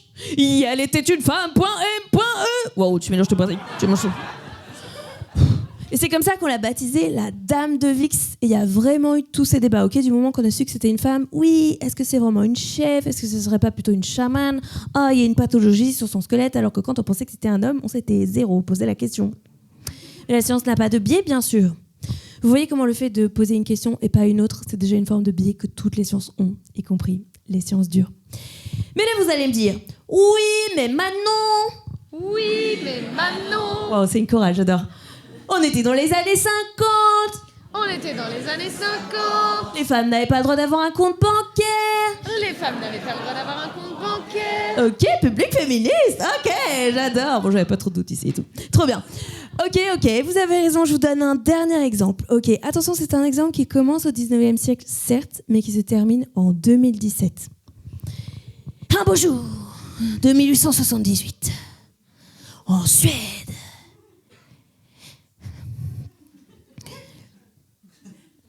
Ikea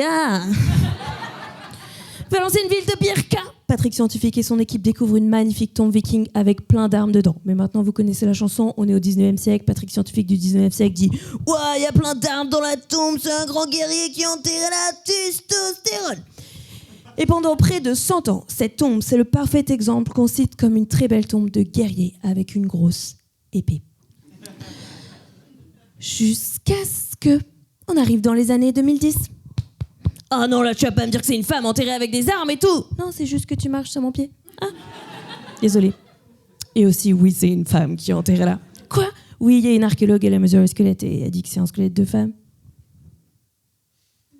Une archéologue. Une archéologue. Ça serait pas un petit peu biaisé? Non, c'est son travail, Patrick. Elle a mesuré que tru et tout. D'accord. On est sûr que c'est des épées, du coup. Ça serait pas plutôt des gros couteaux de cuisine? Non. C'est toi qui as dit ça à la base, Patrick. D'accord. Alors si c'est une femme enterrée avec des armes, ça doit être parce que c'est une guerrière. Chut. Quand on a déterré la tombe au 19e siècle, on a dû mélanger les os avec des os qui viennent d'une autre tombe où il y avait une femme parce qu'au 19e siècle, on faisait n'importe quoi. Voilà, c'est l'explication la plus rationnelle et la plus simple de pourquoi il y a des os de femmes enterrées avec des armes et je ne suis toujours pas biaisée. Ils ont vraiment dit ça. Jusqu'à ce que on fasse le test ADN en 2017. Patrick, le test ADN est formel. Non seulement il n'y a qu'un seul squelette dans la tombe, mais en plus, c'est un squelette de femme. Ah, là c'est Denis Brognard le même qui est venu faire ah, parce que Patrick a fait un AVC. Vous voyez avec ces exemples comment régulièrement les scientifiques se sont trompés, y compris très récemment, en gros en assumant que de tout temps les hommes ont aimé les armes et les femmes les bijoux. En fait, en plaquant le filtre de leur société sur une autre, comme si ça avait toujours été comme ça, alors que c'est pas du tout scientifique comme façon de faire. Le problème, c'est pas d'avoir des biais, puisque c'est impossible de ne pas en avoir. Le problème, c'est de ne pas les reconnaître. Mais la science progresse, bien sûr. Et cette méthode, elle a été débunkée par une archéologue. Oui, une archéologue. Chloé Bellard, qui a dit il faut qu'on fasse dans l'autre sens. Quand on a pu déterminer le genre de la personne enterrée avec prélèvement ADN ou autre, alors on regarde avec quoi elle est enterrée et on peut en conclure qu'à tel endroit, à telle période, on enterrait les hommes plutôt avec ça, les femmes plutôt avec ça, voire peut-être qu'on ne faisait pas de différence du tout. Car, plot twist, non, la façon de différencier les hommes et les femmes n'a rien d'universel, d'intemporel, de binaire, etc. Que sais-je. Et oui, il y a des femmes de l'âge de fer enterrées avec des gros chars. Et je vais vous laisser là-dessus. Merci. Merci. Merci.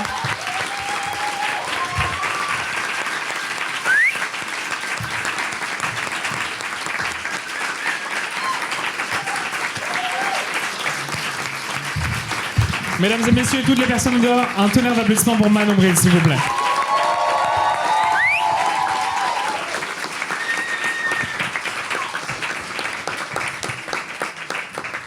Cette fois, c'est moi qui prends la parole pour la toute dernière présentation. Je vous propose d'écouter bien jusqu'à la fin. Si vous applaudissez, vous niquez mon rythme. Je disais donc, c'est la fin. Le tout dernier matin. Le tout dernier jasmin. Mais certainement pas notre dernier feu au lac. Aujourd'hui, on a bougé plein de choses. Ce feu au lac était comme une boule disco à rediffuser des faisceaux lumineux d'une seule source grâce à des milliers d'autres miroirs. Mais pour mieux se quitter, un feu au lac se termine toujours en fête. C'est la règle. On parle du feu au lac et on finit en party. Mais pour une bonne partie, il nous faut un bon système son et lumière. L'avantage, c'est que notre invité réunit toutes ses attentes. Clair-obscur est, selon ses mots, une rappeuse en dérapage, une chanteuse en chantier, une compositrice en décomposition. Elle nous permet ce soir de changer de perspective, de remettre en lumière les choses, de poser des mots clairs sur une réalité brumeuse. Elle percute de son flot le mur du son afin de filer et faire briller la fin de notre feu. Et celle du feu au lac, quoi, je veux dire. Cher public, place libre pour Clair-obscur.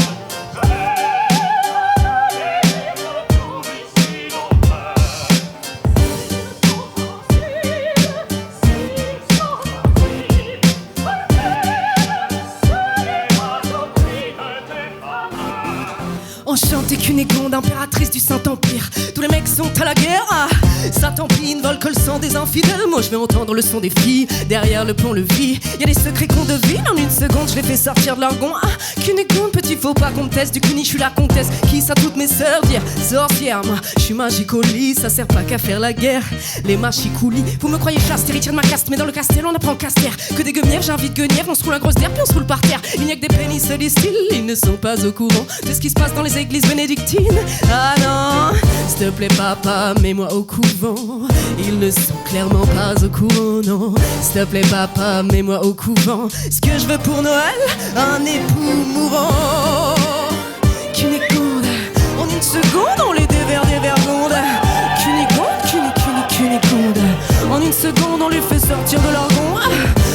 Prolétaires de tout pays, unissez-vous.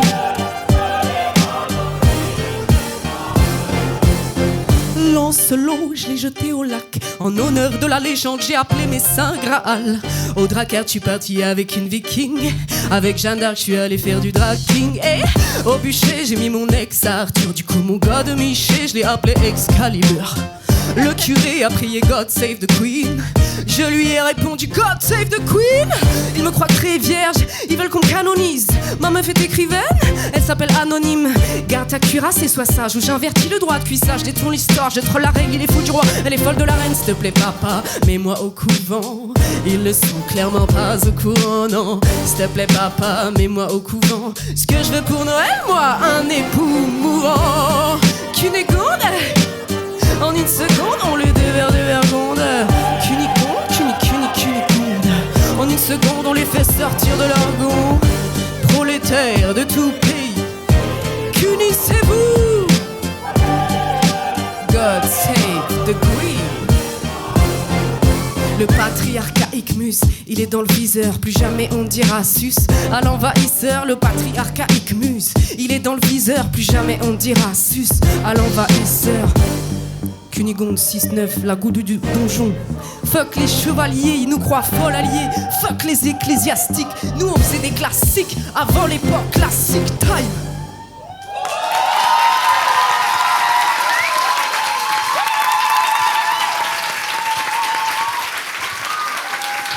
Enchantée Cunégonde.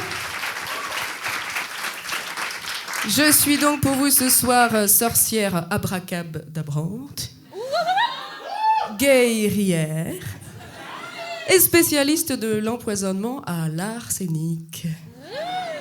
Oyez, oyez, jante hérétique, God save the Queen.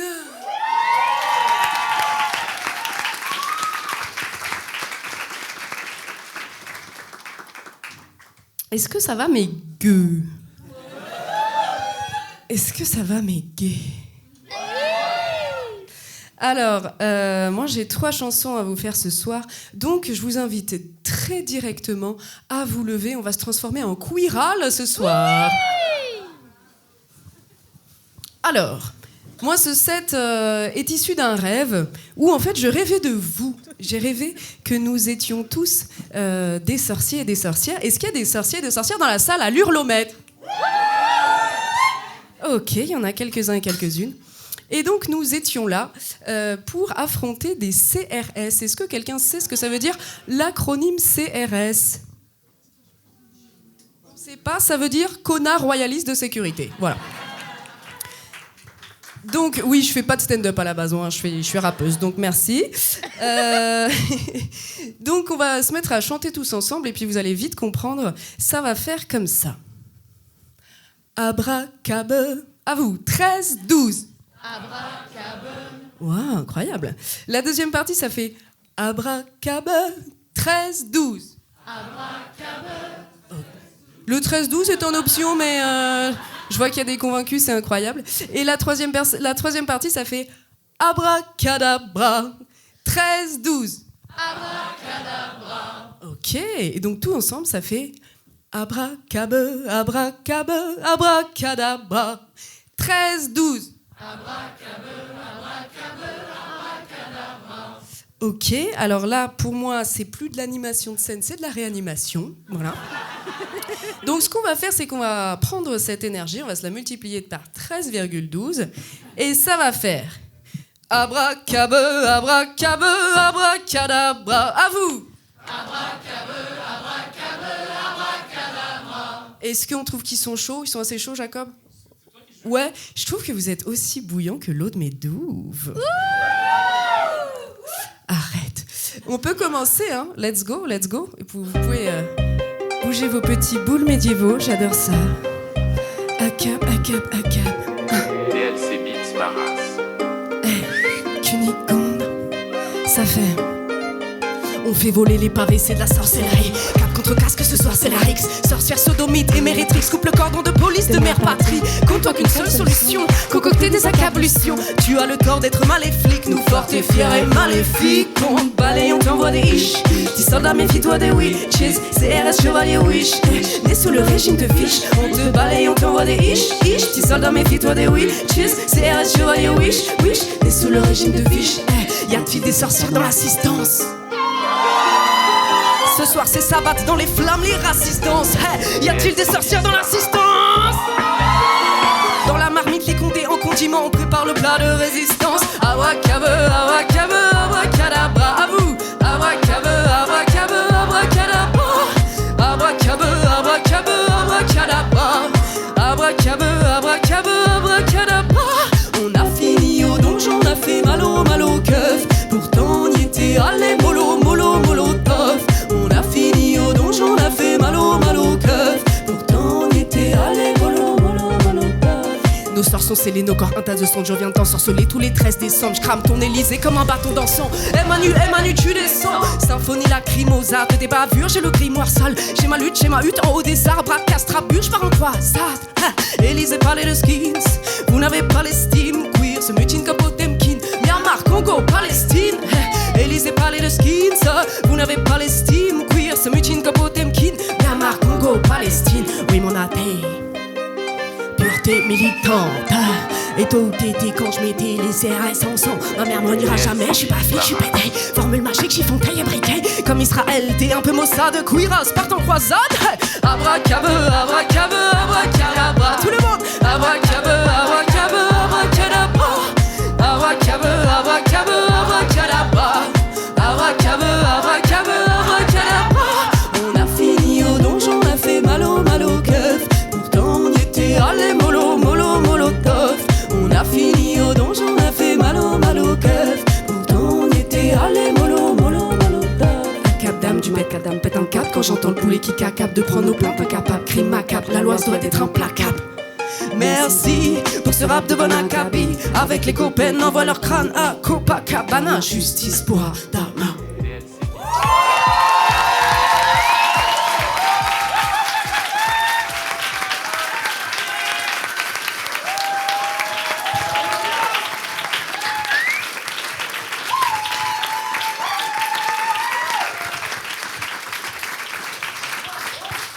Et oui, mes petits gays, mes pétugués, c'était court mais intense. C'est ce que disaient aussi tous mes ex au lit de moi.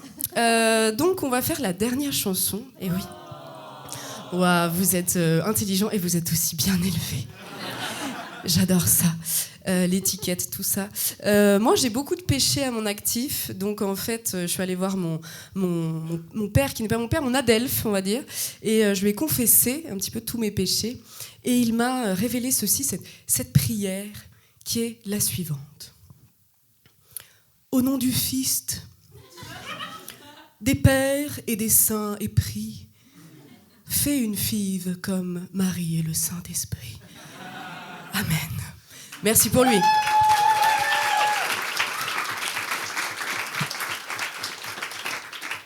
Donc ça m'amène à ma prochaine question. Est-ce qu'il y a des salguines dans la salle? J'adore. Bah, celle-ci, elle est pour vous. Elle s'appelle Salguine. Let's go. Ow! Let's go. mal dégradé, je sors du barbershop. Contre les remarques du coiffeur, y a pas d'arme de choc. Je suis pas homophobe, mais j'aimerais pas que ma fille soit lesbienne. Je me lève, je me casse, esquive au passage quelques regards espiègles. Inspire, expire, c'est un peu pénible, mais c'est pas si pire. Assez pile en face des mecs que mes pieds se marrent en murmurant qu'il faudrait que je m'épile. Un peu orageuse, un peu lasse. Je fais barrage, je la retrouve au barrage. On y rencontre un mec sympa, on bavarde. Maladroitement, il nous propose un plan à trois. Oups, qui fait l'homme, qui fait l'homme, qui fait la femme? Dis-moi qui fait la femme? Qui fait l'homme, qui fait l'homme, qui fait l'homme, qui fait l'autre? Dis-moi, laisse-moi, qui fait ma femme? Qui fait l'homme, qui fait l'homme, qui fait la femme? Dis-moi qui fait la femme? Dis pélo, une femme, qu'est-ce que tu veux? Qu'est-ce que tu vas faire? C'est ta pas aiguiser ta lame. Et Marc, regarde, y'a des petites queens. J'en prends une, prends l'autre et c'est win-win. Je veux qu'elle crie, vas-y, oui, oui. Avec mon gros taxi et quelle queen. Et Matt, c'est ça fait boing boing. C'est un avion de chat, c'est un beau boing boing. Y'en a une qui fouine, qu'est-ce qu'elle baragouine? Viens, je vais lui rappeler que c'est qu'une sale gouine. Il a dit viens là, où je te détruis, réfugié dans une bouche de métro. Dis-moi où je me mets. Entre le jeune premier plein d'égo qui louche sur ma go et l'autre vieux dégueu qui touche son mégot ambiance insalubre. Entre le mec qui nous regarde comme un entremets, l'autre vieille comme du porc, ça lustrage et je trouve ça long. Oh non, manquait plus que l'autre sorte sa langue et demande qui fait l'homme, qui fait l'homme, qui fait la femme? Dis-moi qui fait la femme? Qui fait l'homme, qui fait l'homme, qui fait l'homme, qui fait l'autre? Dis-moi, laisse-moi, qui fait ma femme? Qui fait l'homme, qui fait l'homme, qui fait la femme? Dis-moi qui fait la femme?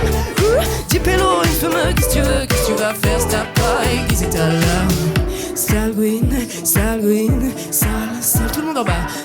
Salguine, salguine, sale, sale. Salguine, salguine, sale, sale, sale. Salguine, salguine, sale, sale. Qui fait l'homme, qui fait l'homme, qui fait la femme? Dis-moi qui fait la femme, qui ça? Qui fait l'homme, qui fait l'homme, qui fait l'homme, qui fait l'autre? Dis-moi, laisse-moi, qui fait ma femme? Qui fait l'homme, qui fait l'homme, qui fait la femme? Dis-moi qui fait la femme? Tu pélo, une femme, qu'est-ce que tu veux? Qu'est-ce que tu vas faire? C'est ta paille, c'est ta lame.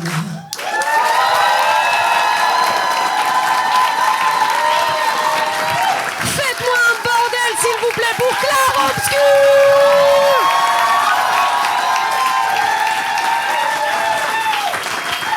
Je vois que vous avez le feu au fiac, mais est-ce que vous avez le feu au lac, cher public? Faites un maximum de tonnerre, d'orage, de hurlements, d'applaudissements pour Jacob et toute son équipe, bien sûr! Merci énormément. Merci. Waouh.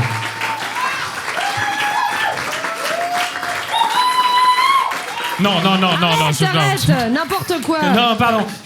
Quand il y a une foule debout face à moi, je sais plus quoi faire. Voilà, n'hésitez pas à vous rasseoir, on va encore discuter un petit peu. Merci beaucoup. L'ambiance que t'es en train de tuer mon pote, t'as pas idée.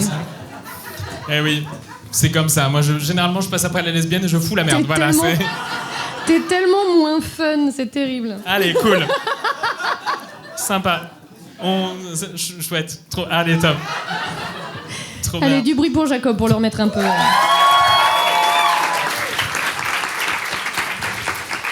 Mesdames et messieurs et toutes les personnes en dehors, mesdemoiselles, mesdamoiseaux, mes demi-ciels et mes demi-ziels, merci beaucoup d'avoir été là. C'est la fin de ce feu au lac. Vous pouvez faire un tonnerre d'applaudissements pour vous. Vous avez été super.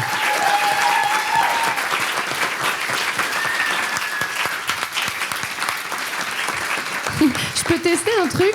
Oui.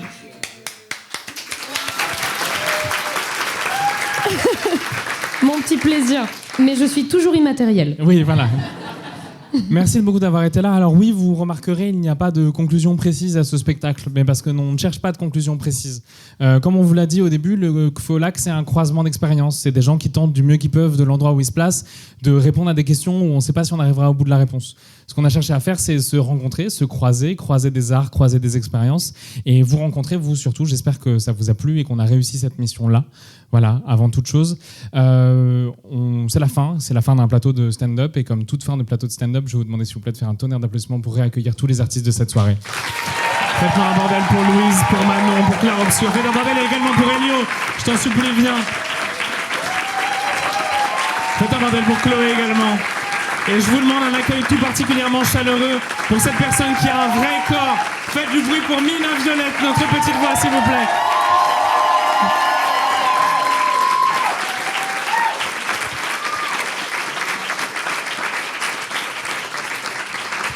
Merci infiniment. J'aimerais également qu'on commence tout de suite par faire également un tonnerre d'applaudissements pour la Maison de l'écologie qui nous accueille.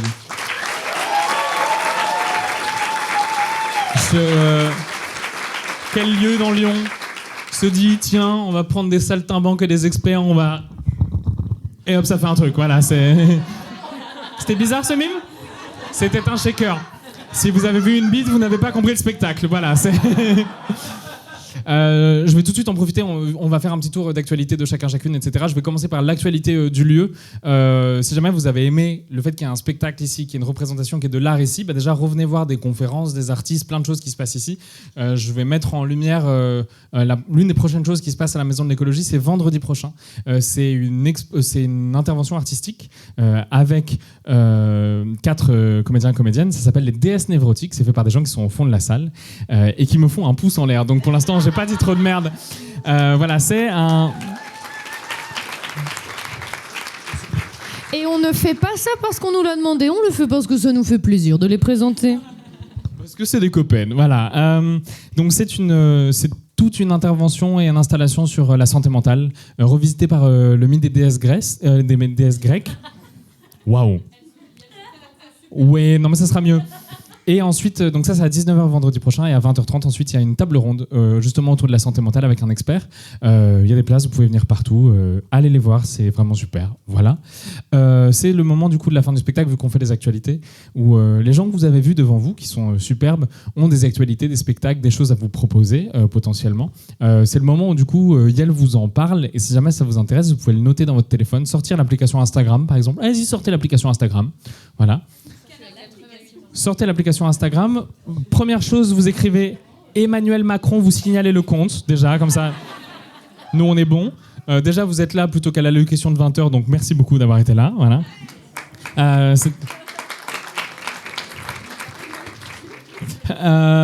Donc voilà, les gens vont partager des choses, notez leur nom si ça vous intéresse. Et ben on va commencer. Faites du bruit pour Chloé Drouet, s'il vous plaît. Merci, j'étais ravie d'être avec vous. Avant toute chose, je voudrais m'excuser. J'ai dit personne à pénis, alors que je parlais évidemment des hommes. Et voilà, l'un n'englobe pas forcément l'autre. Et voilà, désolée si j'ai pu vexer. Voilà, on progresse aussi en apprenant et des fois en faisant des erreurs. Waouh, wow. Bon, allez, blague de bite. Et tous les Lyonnais, évidemment, ne portent pas des casques à pointe. Il y en a aussi qui ont des bombers. Voilà. Donc, je suis désolée. Moi, si vous avez aimé ce que j'ai fait, vous pouvez me retrouver sur Instagram sous le nom de Chloé.Drouet.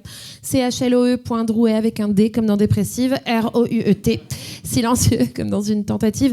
J'ai un format avec une meuf formidable qui s'appelle Léa Lou Tomasi, qui est une créatrice de contenu du coin. Elle est incroyable. Et on a un contenu qui s'appelle Confetti et qui traite en fait de comment le divertissement en fait devient une porte d'entrée pour le politique et comment en fait est-ce que les libertariens progressivement prennent le terrain de la fête et du divertissement pour imposer en fait des idées fascisantes. Donc n'hésitez pas à le regarder, il y a le 2e épisode qui sort la semaine prochaine. Et sinon j'ai un spectacle qui s'appelle Chloé fucking Drouet mais qui est renommé Crie moins fort, on s'en bat les couilles. Mais simplement je voulais vous le dire, voilà. Et si vous n'avez pas aimé ce que j'ai fait, vous pouvez quand même me retrouver sur Instagram sous le nom de Marlène Schiappa. Merci beaucoup, vous avez été super. Et du bruit s'il vous plaît pour Louise.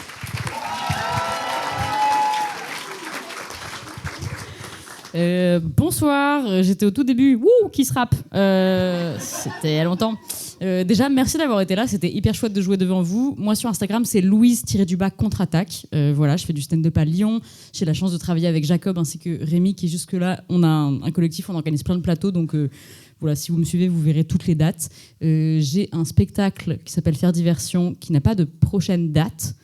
Mais si vous voulez que j'en fasse une, envoyez un DM Faire Diversion et je vais comprendre. Voilà.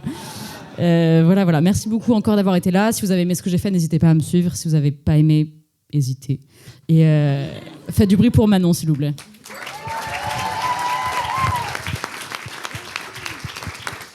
Moi, j'ai un spectacle qui s'appelle 300 000 ans.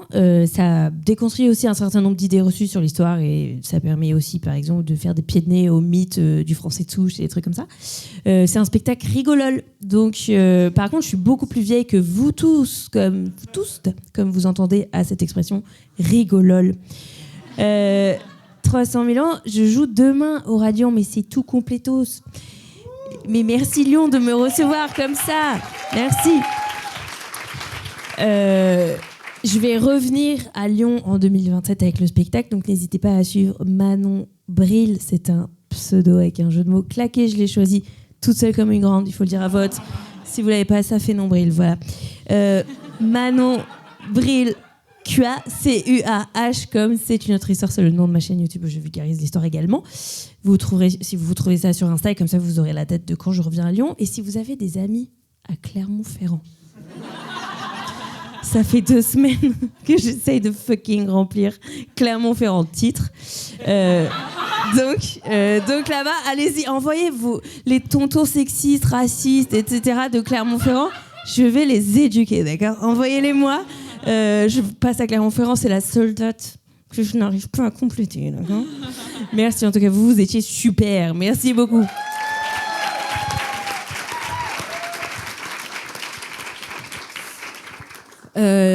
Rebonjour. Moi, contrairement à Manon Bril, il y a plein de dates que j'arrive pas à compléter, donc n'hésitez pas. Si tout le monde me suit dans la salle, je pense qu'on va atteindre les 1500 followers et les programmateurs vont peut-être me prendre au sérieux à un moment. Donc ça serait chouette.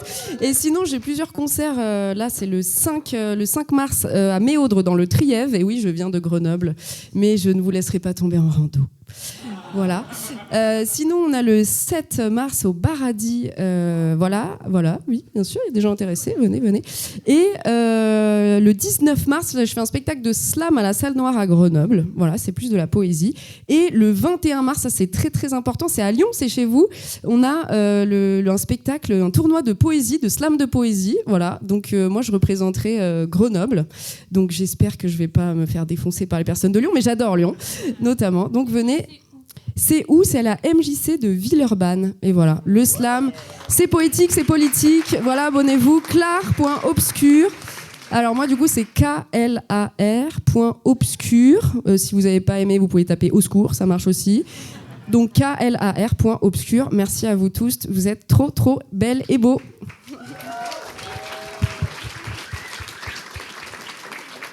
Bah moi, j'ai pas d'Insta et j'ai pas de date. Mais non, mais j'ai quand même une actualité. Il y a un Insta des débuteuses. N'hésitez pas à le rejoindre. En plus, cette année, on a plein de créneaux. Avant, on avait un seul créneau et beaucoup trop de gens. Et maintenant, on a plein de créneaux et pas assez de gens. Donc n'hésitez pas, il y a des créneaux sur Villeurbanne, il y a des créneaux sur Gerland et il y a des créneaux qui sont bientôt ouverts en mixité choisie sans mec cis hétéro.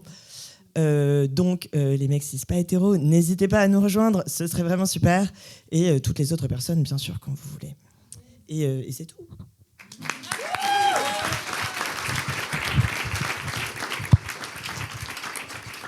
Bonjour, c'est la petite voix. Arrêtez de m'applaudir. Mais en vérité, je m'appelle Mina Violette, bon, pas avec l'arrobase évidemment dans la vie, mais vous aurez compris, Mina, M-I-2-N-A, _Violette. Vous pouvez retrouver là-bas toutes mes informations. Je joue encore 2 fois ce mois-ci et outre-fois, X fois, Y... Non, X fois. Encore ce mois-ci. Au mois d'avril, un événement super. Restez connectés. Et je vous partage une date de cette semaine qui me tient tout particulièrement à cœur. C'est l'Impro Club. Je ne sais plus parler. L'Impro Club de Lyon, c'est à 16h30 ce dimanche. Vous pouvez retrouver des tas d'artistes qui font des premières fois, ou pas du tout, mais en tout cas des seuls en scène. Et c'est vraiment un projet exceptionnel, que je suis ravie d'être dedans. Voilà, je ne sais plus parler au bout d'un moment quand je suis épuisée. Et qui est porté par une personne formidable qui se trouve dans cette salle aussi, Thomas Pizzotti, s'il vous plaît.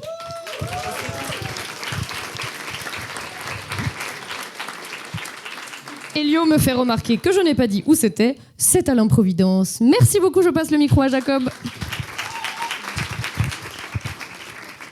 Merci à vous, encore une fois, énormément. Nous, ça fait 9 fois, là, je crois, ça y est.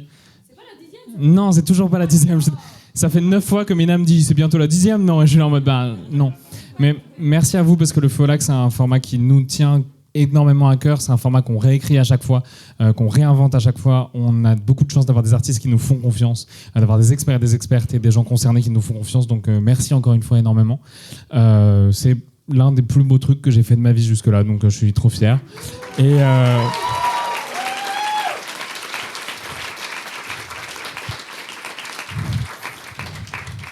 si je chiale, vous payez par contre, donc c'est... Je vais me pincer le bras. J'ai un autre spectacle où je suis tout seul et du coup il y a beaucoup de monde dans le public, donc... mon spectacle s'appelle Soliflore, c'est un spectacle de stand-up, mais ça parle aussi de plein d'autres choses. C'est lundi prochain à 19h au Big Comedy Club qu'on gère avec Louise et Rémi. Voilà. Si jamais ça vous intéresse, tout est sur mon Insta, kobgif, kob.gif, kob.gif. Inversez pas les lettres, ça fait gobkif, c'est mon OnlyFans, c'est très différent. Voilà, merci beaucoup d'avoir été là. En dernière petite chose, vous l'avez vu sur vos billets, vous l'avez vu sur la billetterie, vous l'avez vu sur la communication, c'était marqué entrée à prix libre. Ça veut dire et on a menti, en fait ça sera la sortie qui sera à prix libre. On vous attendra à la sortie avec oui, désolé, je suis un homme, je mens. Voilà, tout simplement. C'est la conclusion de ce spectacle. On vous attendra à la sortie avec ce chapeau. Qui est le chapeau d'Astérix, oui, homme 6, merci de le préciser. C'est le chapeau d'Astérix, vous mettez dans ce chapeau ce que vous pensez être le prix de ce spectacle. Un spectacle de stand-up sur Lyon, généralement, c'est 15, 20, 200 balles quand c'est Gad Elmaleh. Gad Elmaleh, il vous parle pas des Gauloises, voilà, mettez en conséquence. Il n'y a pas de souci si jamais vous avez moins de moyens, vous êtes étudiante au RSA, artiste, de gauche, que sais-je, mettez un peu moins. Si jamais vous avez un peu plus de moyens, mettez un peu plus, ça compensera. Vous verrez, c'est un système hyper chouette, égalitaire, qui s'appelle la gauche, voilà, tout simplement. Retenez-le pour dans 2 week-ends, ça sera sympa. Voilà. Si jamais vous n'avez pas d'argent sur vous, pas de souci, on prend les Lydia, les Livepay, les Pélib, on peut prendre la carte également. Voilà. Si jamais vous décidez de ne pas nous payer, pas de souci, vous serez Rachida Dati. Voilà.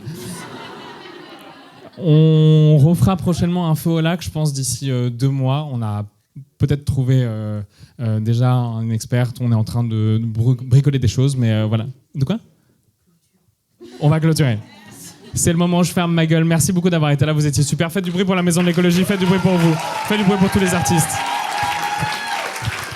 Et je voudrais remercier, s'il vous plaît, Florian qui était avec nous à la régie et Anthropocène, Radio Anthropocène, s'il vous plaît. Et merci. Radio Anthropocène.